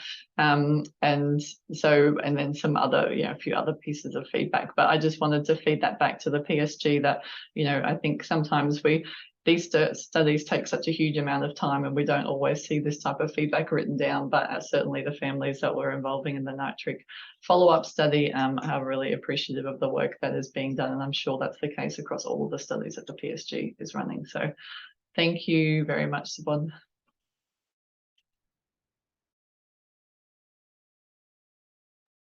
Well done, Kristen. Thank you. I think it's a great result to have such an amazing response rate in the follow-up study.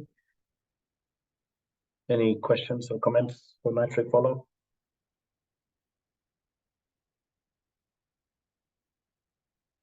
Okay, I take silence as an agreement to all the results.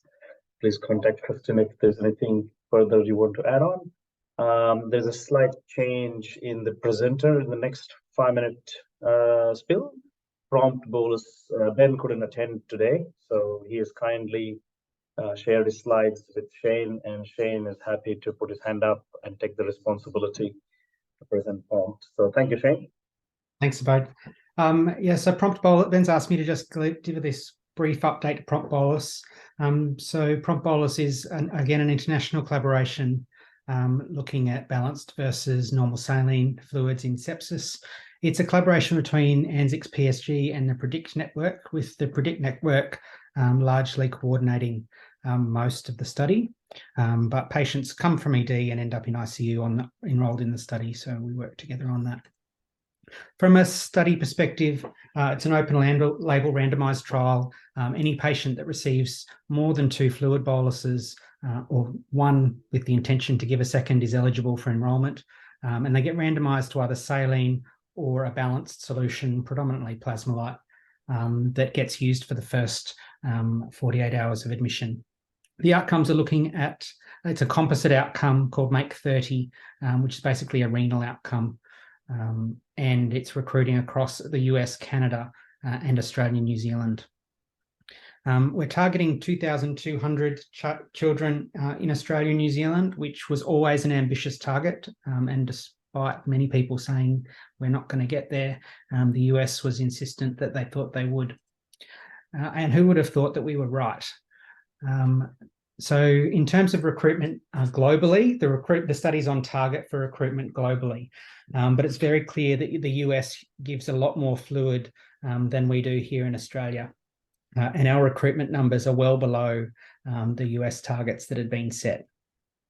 Having said that, we're not missing anyone. So we're recruiting everyone that's eligible. So our target is 80% of eligible patients, and we're slightly above that, which is pretty good for a study that's happening during a resuscitation event. The US is actually doing better than they thought they would, so their recruitment is above where they thought they would be. Canada's much the same as us, is that their recruitment is following a similar trajectory to the Australian experience. So there's not really much to update. You'll probably still see these patients coming through the ICU. It's expected to go for another 3 years, I think. So watch this space for more updates.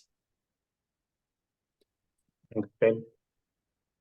Any quick questions? If there are further detailed questions, please refer to them to Ben. I invite Johnny Miller and Brianna for ANZPIC registry update, please. Thank you. Thanks. Hi. So yeah, this year we've been pretty busy with the registry, getting our ethics approval, which was a good highlight, and also getting as Tony mentioned earlier, getting the ethics approval across the line for the PROMS pilot project. So we're underway with the governance process at the children's hospital sites. So that's keeping us busy. It's data submission time again. And so for now, at the moment, we've got sort of complete data up until the June of this year from most sites, and we're starting now to get data submissions coming in for the third quarter. So that's going to keep us busy, and just continue on with lots of data requests and reporting enhancements as well. Yeah. Any questions, comments for Brianna? All the hard work that you do is greatly appreciated. I think more real-time information and snapshots of activity status is really handy. Yeah.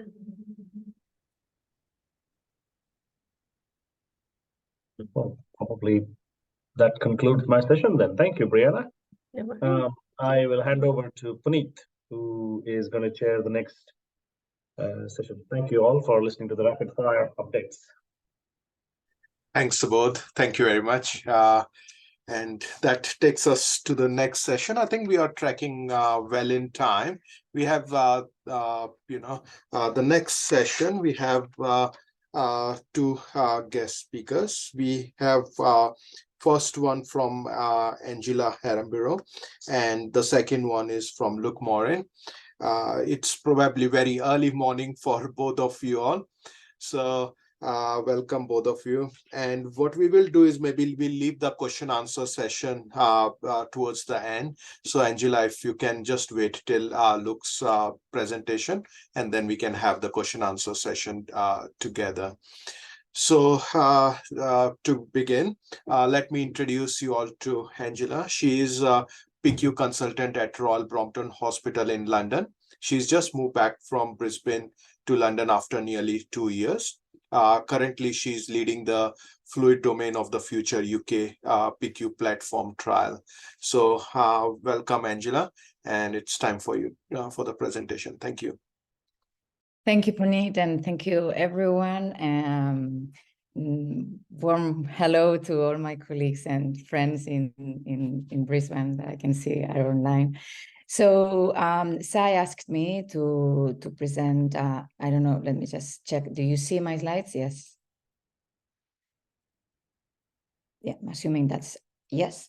Okay, so basically, I just wanted, just give me 1 second so I can. So Sai asked me if I could present today the results of an international survey that we've done together with Kristen and Lorraine and Sai and the London team on active fluid removal in pediatric critical care.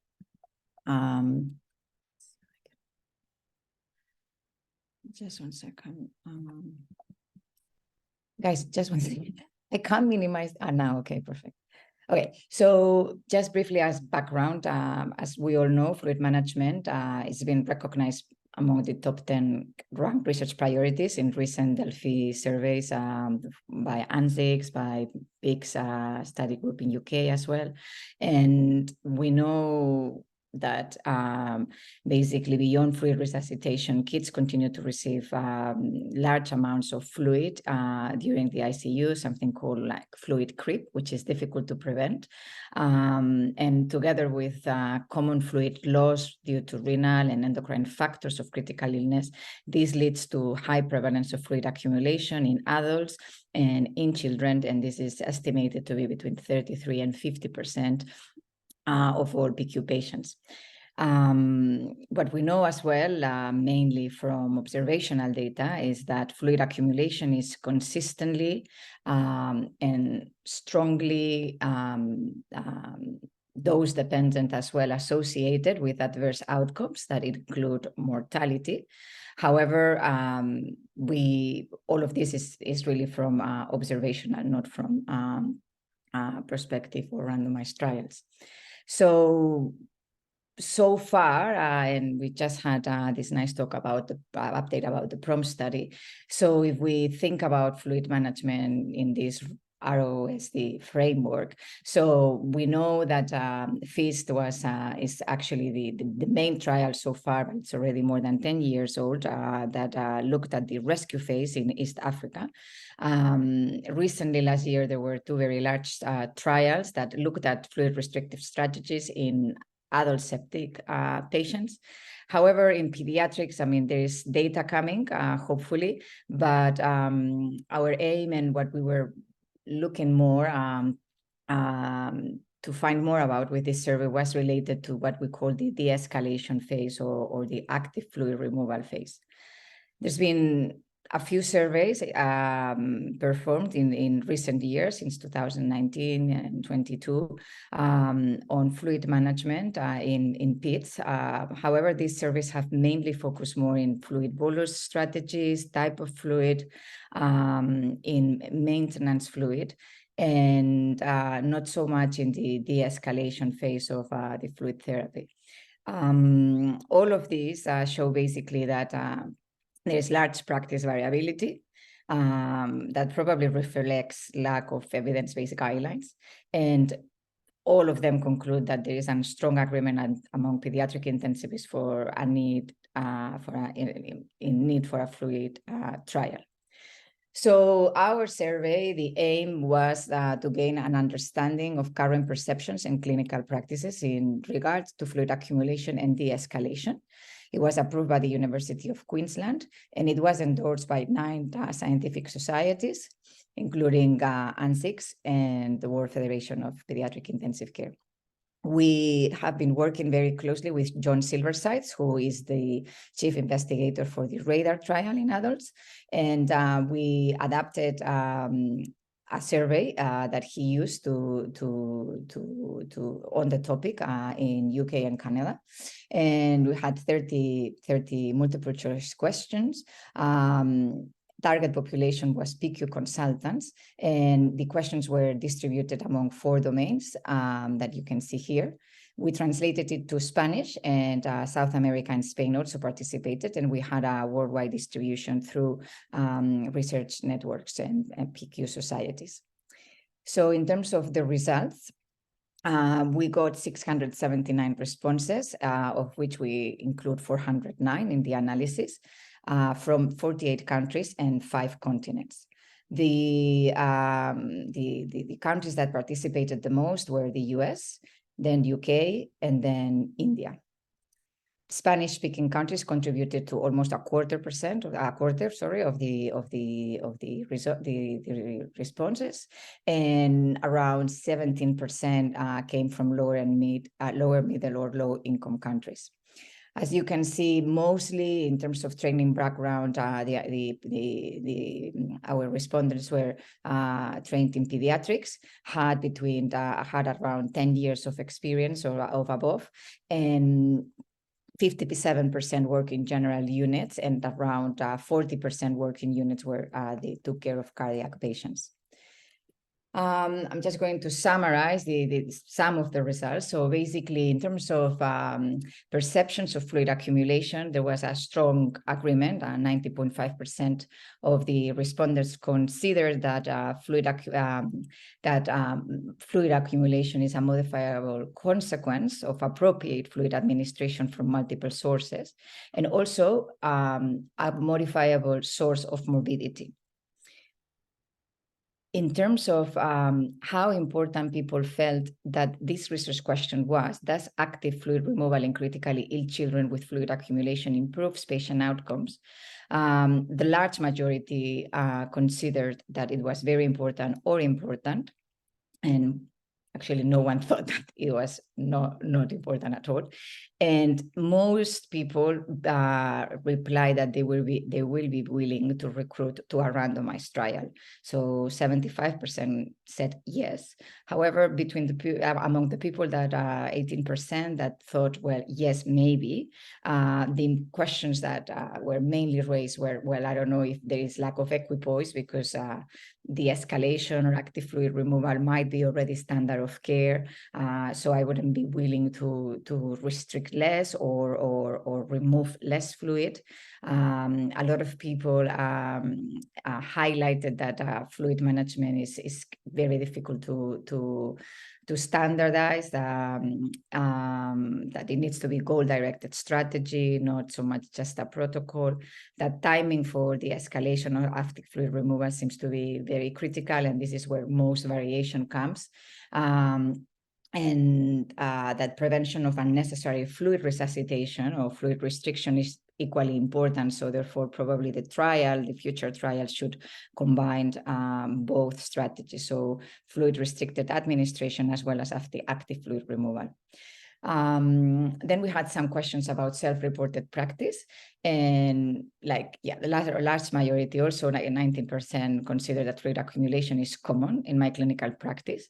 And basically, when you ask them to name strategies that they use to prevent rotated fluid accumulation, mostly there was more people that said diuretics, restriction of or avoidance of maintenance fluid, also very common, as you can see. And then minimization of drug diluents and flushes as per PQ protocol. Yeah, 70%, but not every unit has that. And where there was definitely less people in agreement was minimization of resuscitation fluid. Interestingly, 15% of the respondents said that they do not restrict at all, and 45% do not use renal replacement therapy in our cohort at all to treat fluid accumulation. Then, in order to explore further how people handle restriction of maintenance fluid, we gave them we gave them 4 hypothetical cases: a 2-year-old septic child, a 12-year-old with neurosurgical condition, a 5-day-old post-cardiopulmonary bypass, and a 6-month-old with bronchiolitis. And we asked them to tell us what fluid restriction of total daily fluid they will prescribe for their patients if all of them are mechanically ventilation and they ventilated and they have just been admitted to PICU. We first asked them to consider that the patient was not feeding, so only dependent on IV fluids. And then how will this change, if at all will change, once if the patient is on enteral feeding. And as you can see, really it's all over the place, but mainly people would be more restricted with the cardiac patient and more liberal with the septic patient. However, you can't really identify a pattern or an agreement or a consensus. And also you do not see how the total fluid allowance changes massively or in a very specific pattern when you tell them, when feeds are being introduced versus IV maintenance. Then we also ask them if they ever restrict parental nutrition to achieve the daily intake fluid target. And as you can see, it is something that maybe enteral nutrition people will feel less happy to do, but a lot of people felt that restricting PN is something that they might consider or they might do on a regular basis. Then in terms of active fluid removal practices, we asked how many patients do you think are receiving diuretics to treat fluid accumulation on a daily morning round. And so you see more than 75%, or between 50 and 75% had 50% of the responses. So yeah, so most people still continue to think that fluid accumulation is actually not only relevant, but very, very prevalent, and diuretics are used very, very commonly. What day after PICU admission you mostly start active fluid removal? So this was quite variable, and there were lots of comments on this, but basically majority of people would start active fluid removal on day 2 of admission, and probably the cardiac population are a little bit earlier on. The reasons why people more strongly make people start active fluid removal of a very long list that we gave them as options were pulmonary congestion on imaging, ongoing respiratory support, and the cumulative fluid balance since PICU admission. Then in terms of if they use any adjuvant agents when they start furosemide, There was also a little bit all over the place, but thiazides are the most commonly used. And to the question if people start vasoactive drugs to facilitate fluid removal, as you can see, a large majority felt that yes, that they may use vasoactive agents to facilitate fluid removal. And would they be comfortable to administer diuretics for active fluid removal on a child that is already on adrenaline and noradrenaline? Only 8% of the respondents felt that they wouldn't. And actually, this cohort might be very motivated for fluid removal or for fluid management, but 44% felt that yes, that they would be happy to administer it, to remove fluid in a child on inotropes, irrespectively of the maximum dose that it's being given to the child. Then we gave them 2 scenarios. One was a child after abdominal surgery with massive fluid overload and abnormal hemodynamics. And we would ask them, like, what type of actions would you take from this child? And I think here, like, okay, so continue without change, discontinue IV maintenance. I think what I would highlight from this one is that even in a scenario where child is actually being fed, like feeds have been introduced, the child is old, the child is massively fluid overloaded, almost no one decides to actually stop completely IV maintenance. So there is a very strong attachment still in the PIDS community to always give some IV maintenance, looks like, based on this data. And then we gave them a scenario of a 5-day-old post-switch, as well with acute kidney injury and fluid overload. And we asked them how likely would it be that you would give diuretic in a child that has already kidney injury or peritoneal dialysis. It was, or RRT, was a little bit distributed like more or less evenly between diuretic and PD. And interestingly, I think that when we asked them what would be the maximum dose of furosemide that you would prescribe for active fluid removal in this child.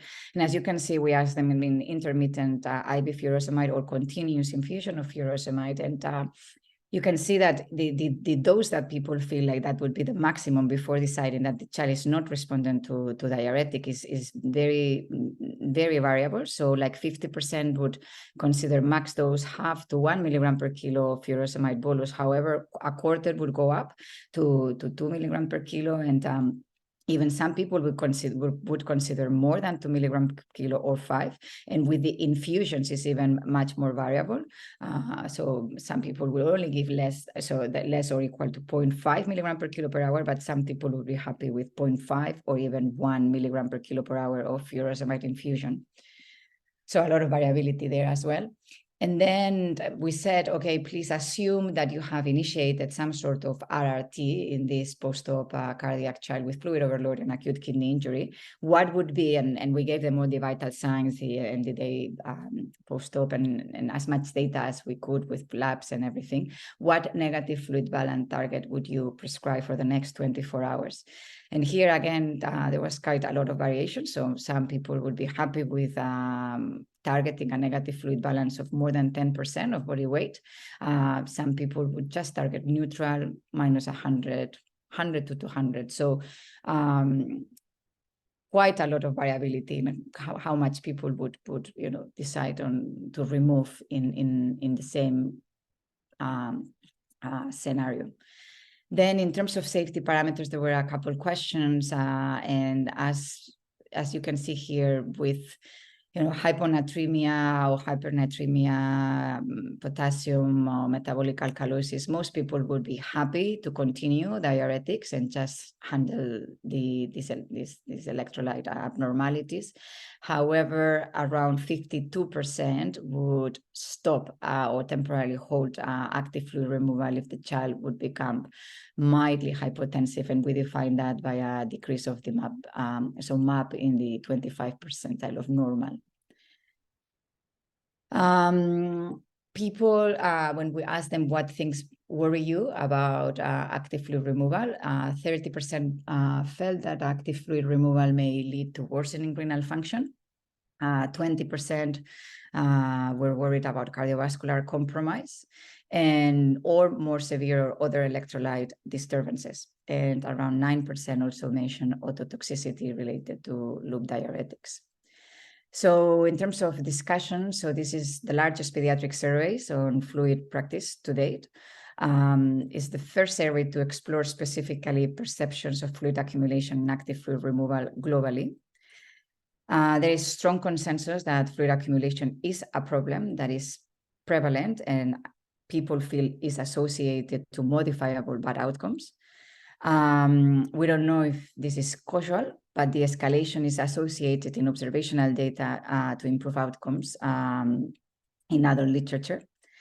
And there's probably a need of a fluid randomized trial in PIDs that evaluates all of this. There is variability in practice, again, probably reflecting lack of evidence-based guidelines and how difficult it is to standardize fluid management. Fluid restriction is challenging frequently because there is just some sort of fluid input that you can't restrict further. And alone is probably insufficient to avoid fluid accumulation. And we have some data from PIDs on this.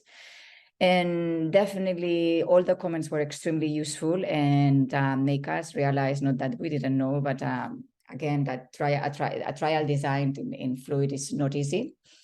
To define the fluid accumulation metrics only, it is complicated. How to measure thresholds, timing, and target for the intervention. The intervention probably has to be a bundle that evaluates strategy of conservative fluid administration and at the same time protocolize early active fluid removal.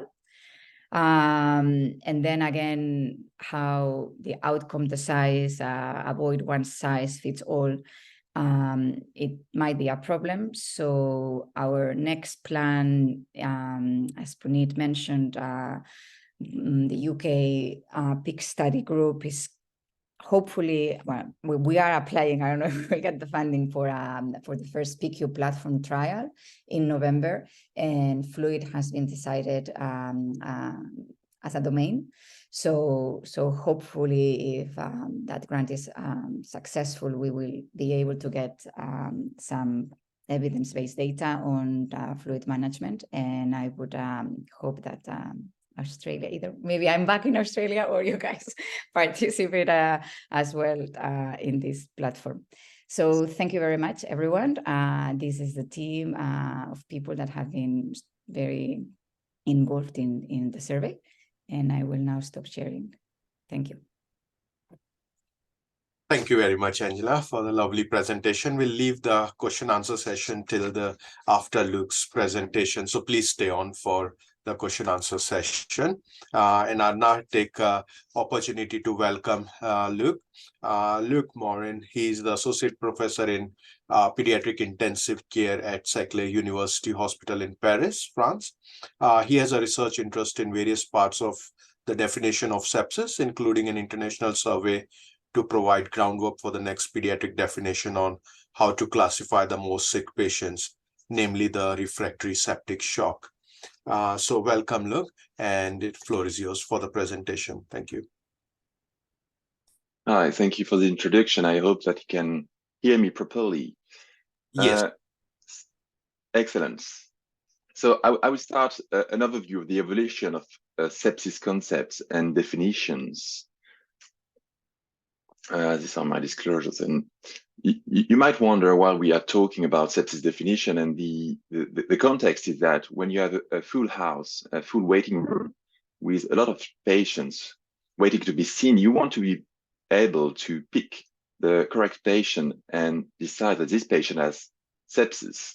And this is exactly what you need for a sepsis definition. Is it will help you recognize which of this child has sepsis and needs to be treated accordingly.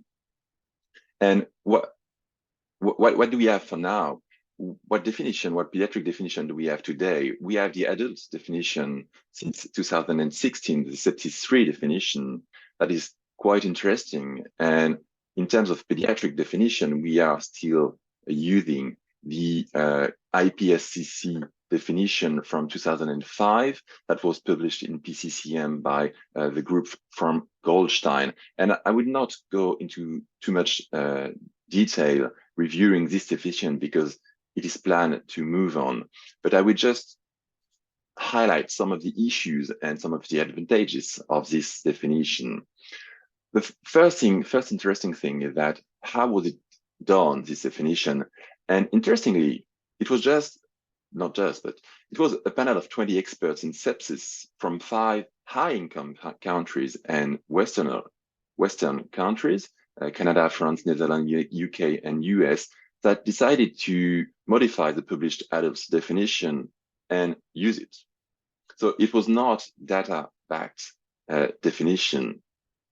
And another interesting fact is that their main goal was actually to improve the performance of inclusion into successful clinical studies.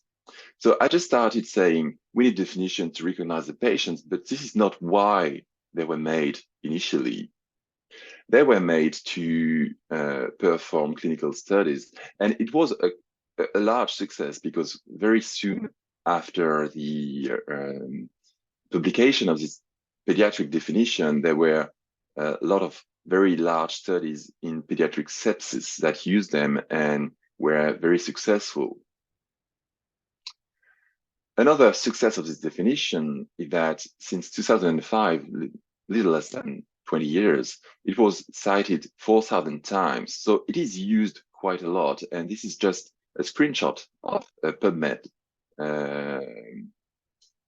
number of citation using number of titles using pediatric sepsis, and you see that it's skyrocketing, and especially in the last 10 years, pediatric sepsis is trending a lot. So this definition is used. It is not maybe used as it was planned, and maybe we are asking a bit much about it. There are some issues with this actual pediatric definition. One of this issue was revealed or was shown by a study from Scott Weiss, where they looked at almost 700 children with sepsis, and they looked at how the sepsis was diagnosed for them. And as you can see in here, there is not a great overlap in terms of recognizing a sepsis with a consensus criteria and recognizing sepsis with your physician diagnosis. So this IPSCC definition was not very useful in maybe 2/3 of the times, or a little bit, or 60% of the times, for diagnosing children with sepsis when they were perceived to have sepsis by the clinician. And this was also shown by Lorraine and on a study using, I think, ANZICS data, where they applied different scores and different scores, and the SIRS scores was applied in a population admitted to intensive care. And as you know, SIRS, which is one of the ground score used in the APSCC definition, is not very helpful in recognizing the sickest patient, especially compared to other newer score of organ dysfunction.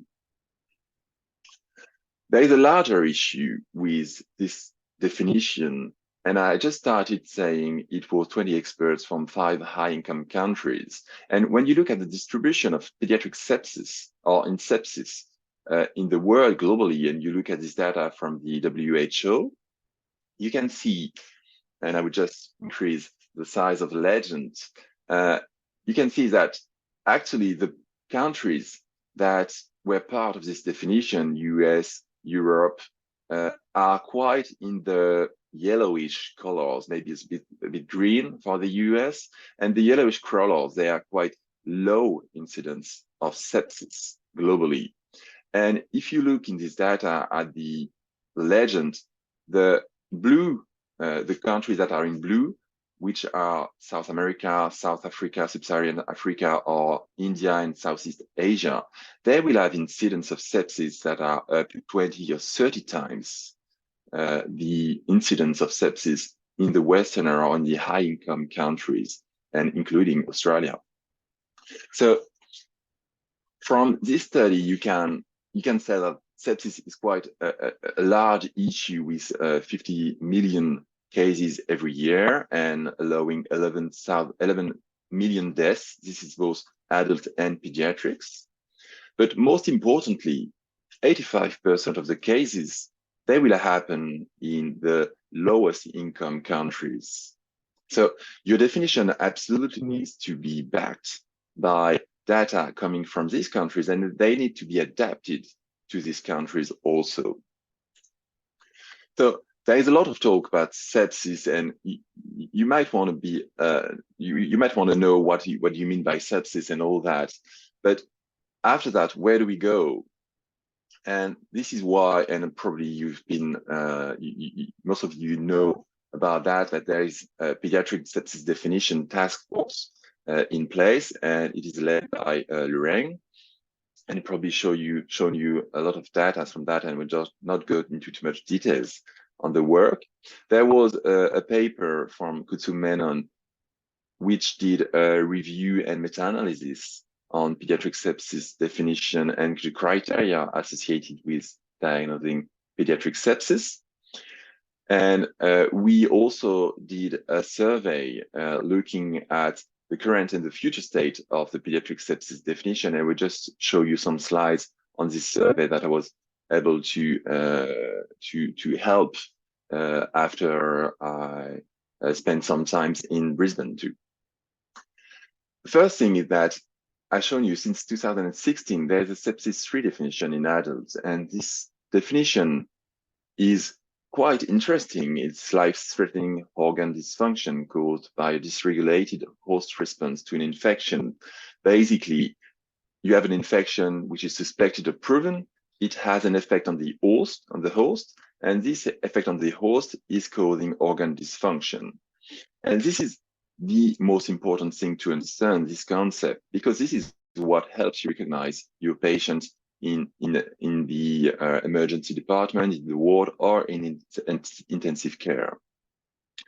And in this survey, we tried to assess if pediatrician or pediatric intensivist or emergency physician working with children were happy with this definition or with this concept of sepsis not being just a local infection.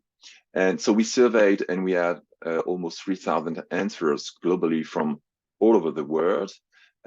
We tried to reach as aggressively as possible to the lowest income countries, low middle income countries, and we had quite high responses from a lot of these countries. And one of the questions that we asked them is, for the term sepsis, to which patient do you think this term should be applied to? And the top ranking type of patients associated with the term of sepsis were patients who had life-threatening infection associated with organ dysfunction that was remote from the primary infection. And this is very interesting because this was actually the strictest definition, the strictest type of patients. And this remote from the primary infection means that your patient is actually admitted to hospital or intensive care for a pneumonia, and he also has an associated renal dysfunction. And you know that your bug is in the lungs, but it's actually the host response causing organ dysfunction, in this case, renal failure. And this is very important because it emphasizes that sepsis is quite a severe disease associated with organ dysfunctions, and not just, if you look at the lowest titles here, not just an or local infection without organ dysfunction, even though you admit your patient to hospital. Another thing that we tried to assess with this survey was how do physicians around the world actually use definitions, and we benchmark that on, do you use it for recognition, early recognition of your patients, and the difference between these two is quite thin, actually, if you think about it. If they use it for correct disease classification, prognostication, benchmarking, epidemiology, or enrollment, as it was actually planned to. And the physician, they actually use it for recognition. If you look at, if you think of a definition, you will want that to help you decide, does my patient has sepsis, and do I need to treat him accordingly? Do I need to use the bundle with the from the SSC in this patient, yes or no? We try to assess if they were happy with using just a sepsis-3 definition, and as you can see, they would be slightly happy, but probably a little less than the actual pediatric definition, the gold standard definition. And we also made a Christmas wishing list. What are you waiting for in a new definition? And of course, they want everything. But when you want everything, there's still a type of ranking, and the majority of physicians wanted a tool that helped them recognize patients correctly. So this is how physicians around the world are waiting. This is what they're waiting for from a definition, and we're still waiting for the actual work to be completely finished, and it will be based on a lot of things, including modelization from 8 million patients around the world. And it should be released in January 24 in Phoenix at the FECM Congress. So we're waiting for that, and we're happy for that. So now that you have actually diagnosed your patient and maybe admitted into the intensive care, you started to treat him accordingly to the Surviving Sepsis campaign. But then you might want to be able to recognize the most sickest patients and maybe start some treatments, some invasive treatment on them. And I just took an example to highlight the importance of recognizing the sickest patients. And I will just, this is the start of the second part of this talk. This is the study from Lorraine again, that used data from Australia and New Zealand, and patients started on ECMO for pediatric sepsis. And probably a lot of you also know this figure here, where the line is representing the mortality associated with patients started on ECMO, and the bluish curve is their planned or their mortality assumed by a baseline mortality score that was developed in the same paper. Basically, there's a cross in this between these two lines, and the ECMO patient, they had mortality around 45%, and the global patient had either less than that or more than that.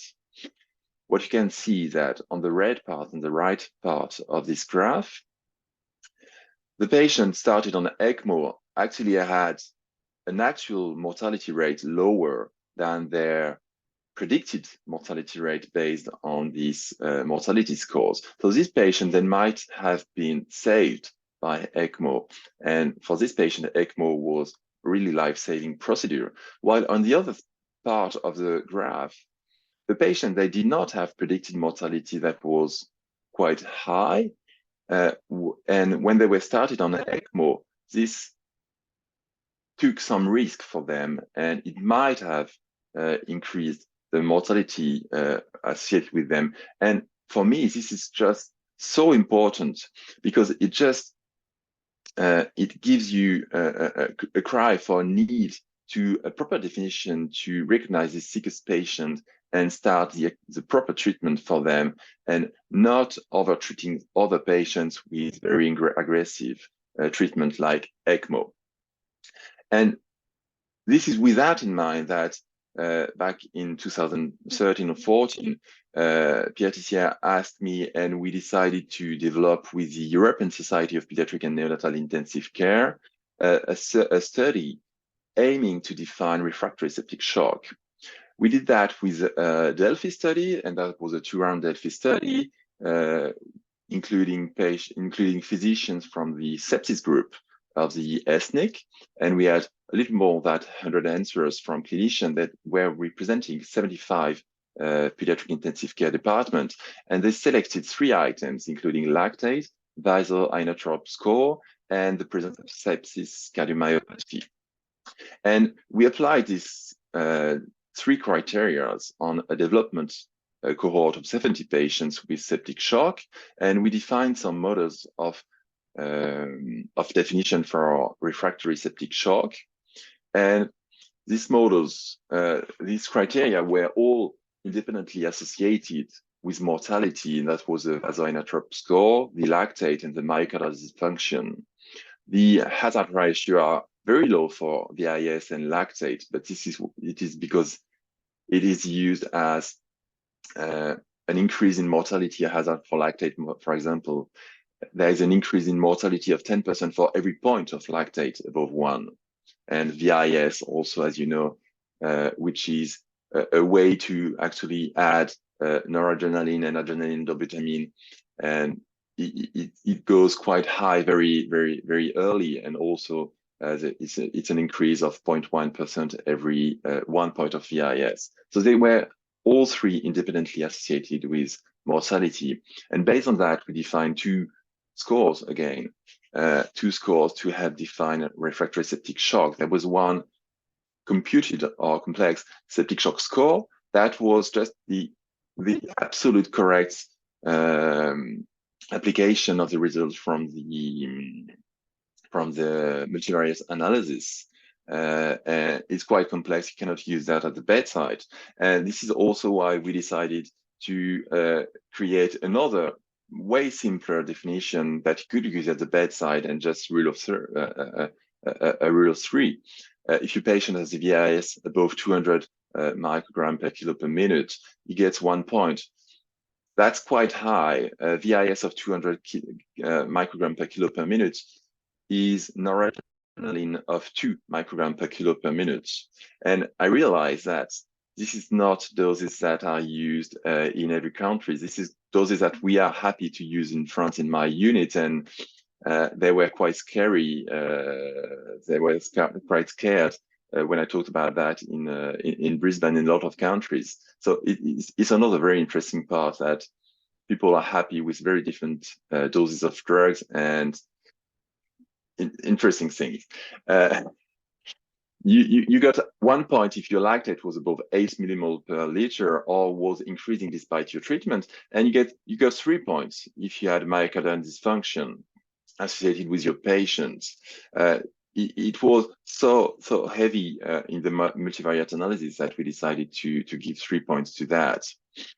And we applied these definitions in a validation cohort, and this validation cohort was comprising 400 patients from 6 different countries, including Brisbane, 6 different departments, including the former Lady Sinento's Children's Hospital.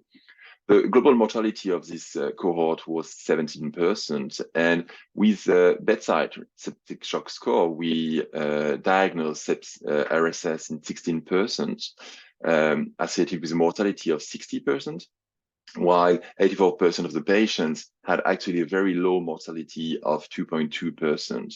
So there was a strong precision in diagnosing refractory septic shock and predicting mortality with these scores, and the area under the ROC curve was 92.92, which is quite high.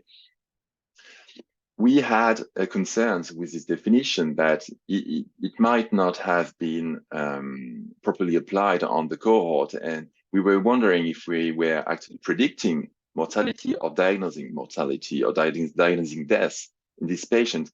And this is why we did later on a postdoc analysis on data from the Chandigarh group that did a study on epinephrine versus dopamine, and they had all the data that we needed, including septic cardiomyopathy, lactate, and VIS for all the patients, and they were prospectively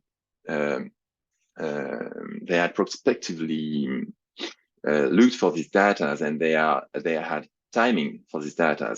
So we applied the bedside septic shock scores for the patients admitted with pediatric septic shock in different timings, and we redesigned the ROC curves.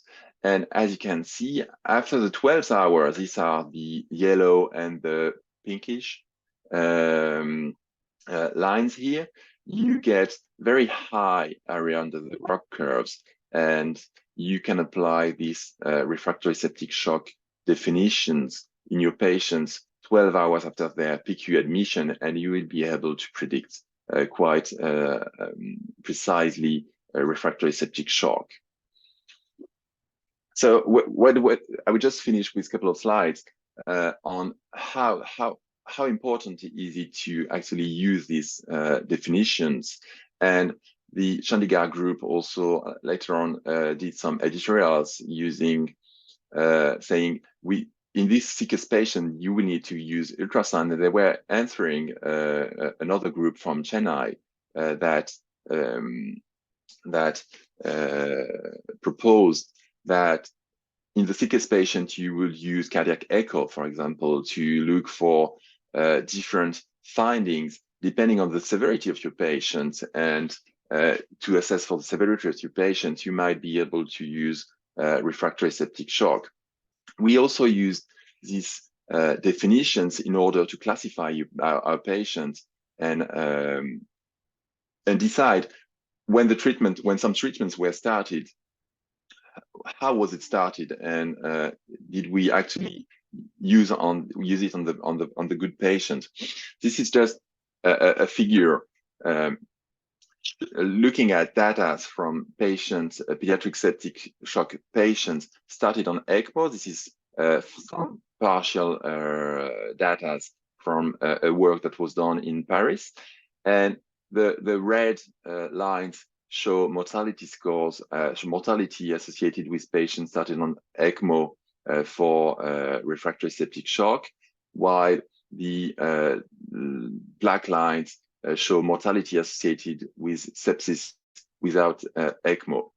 And the patients on the right side, they have a diagnosis of refractory septic shock based on the definition, the ethnic definition. And as you can see, the actual mortality when they are not starting on ECMO in black are quite high, not starting on ECMO. And if you start them on ECMO, then it's kind of blurred. We probably don't have enough data, but we are not looking at a really great decrease in mortality in these patients. But if you look at the patient initially not diagnosed with refractory septic shock, and you compare the one started on ECMO compared to the one not started on ECMO, then you see that there is a very large increase in mortality. Actually, the mortality associated with people started on ECMO for refractory for sepsis, for septic shock, they're not very different across the severity based on this cause.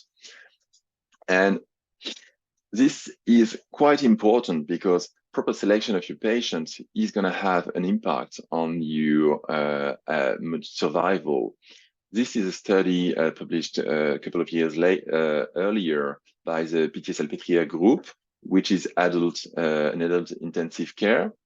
And this is an international study looking at retrospective patients with septic shock started on VA ECMO, and they have a 51% adjusted survival.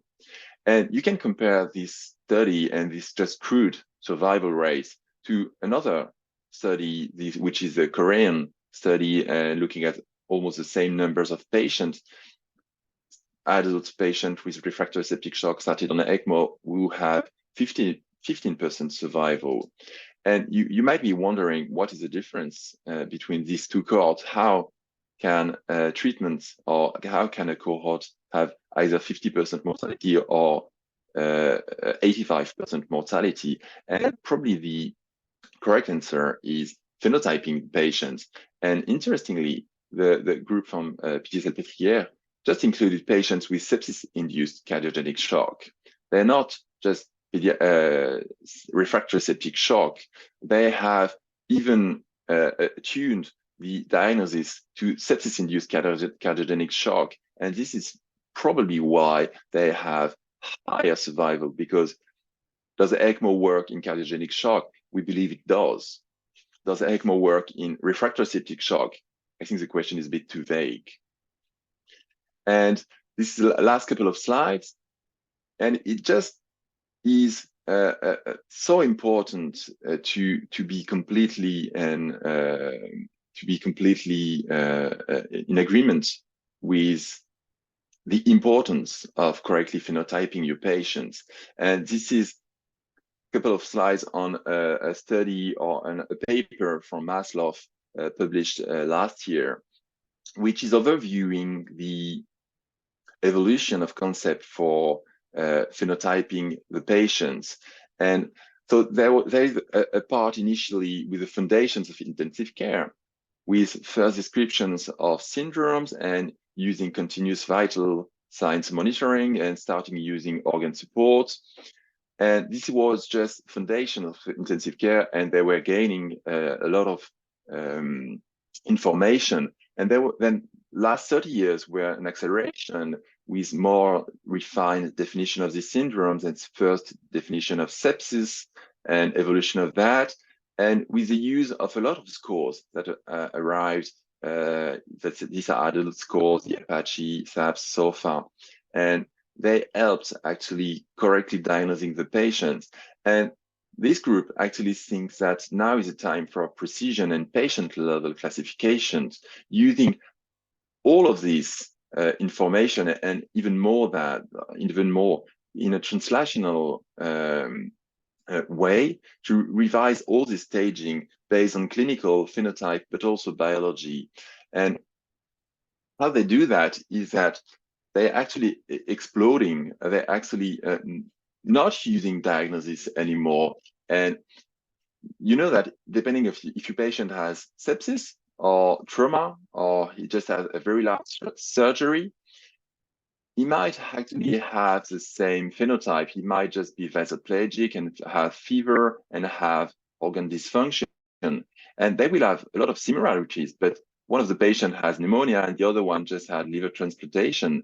And they should not be the same patient, but actually have similarities. And if you look at your clinics, they will have similarities. But if you look at more fine things like genetics, transcriptomics, or proteomics, they might also have similarities. And based on all this information, you might actually be able to select some patients that may have different initial disease, but they will have similar phenotypes of similar endotypes. And these similar endotypes, they are more likely to respond to one adjunct therapy than another endotype.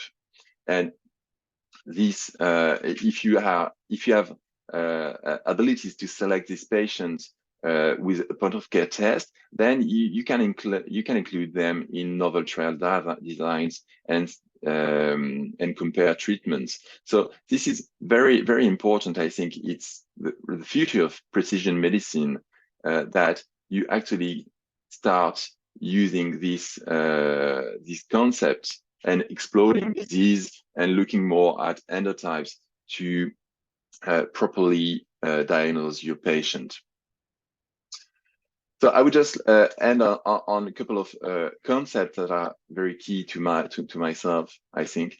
Sepsis is a syndrome, it's not a disease. So this is why it's very hard to define, and this is why it's very wide.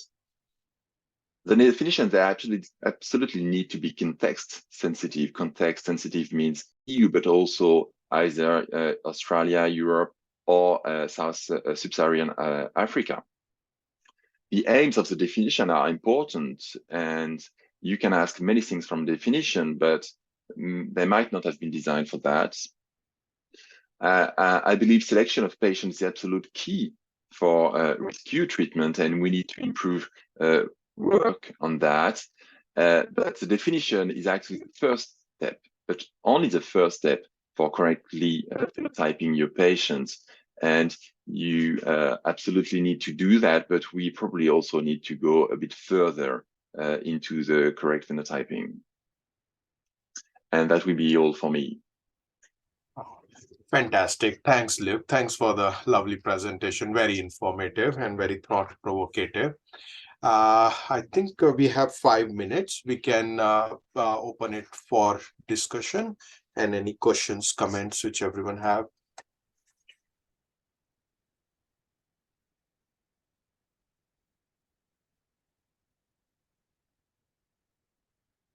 I think there was so much of information overload that everyone is thinking at the moment.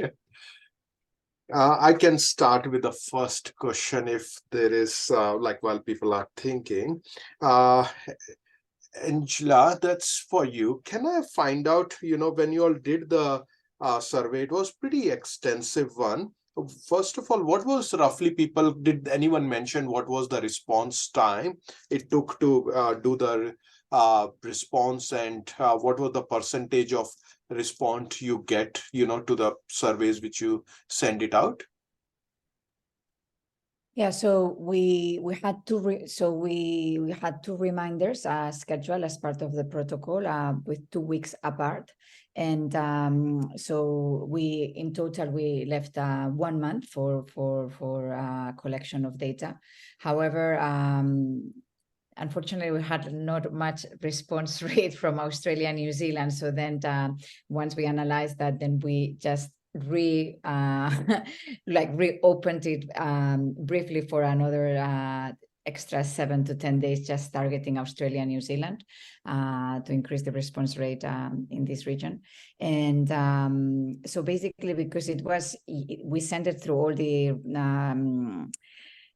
major research societies, the World Federation sent it to, I don't know, something over 10,000 people or something like that. So the denominator went really out of range, and we didn't have control of who was. This was targeted to just consultants. So all allied health nursing team, we couldn't actually figure it out what was the true denominator. So probably the response rate of everyone who received this is below 5%, but it's difficult to estimate because we don't know the denominators well, despite of all of our efforts. Most societies don't have numbers for PQ consultants versus trainees versus nursing allied health. So that was a problem that we knew that would happen.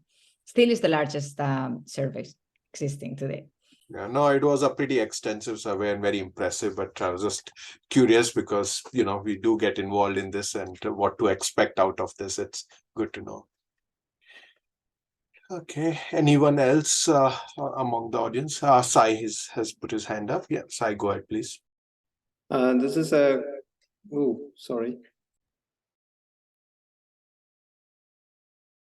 Sorry, we are sharing the room.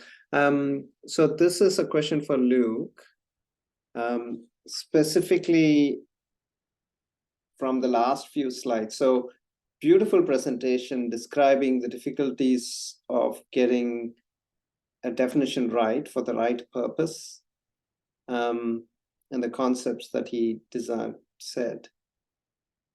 But the Maslow concept suggests that irrespective of whether you have trauma or sepsis or cardiac surgery, you might either have isoplegic shock or not, and the therapies that we have need to be titrated to the patient.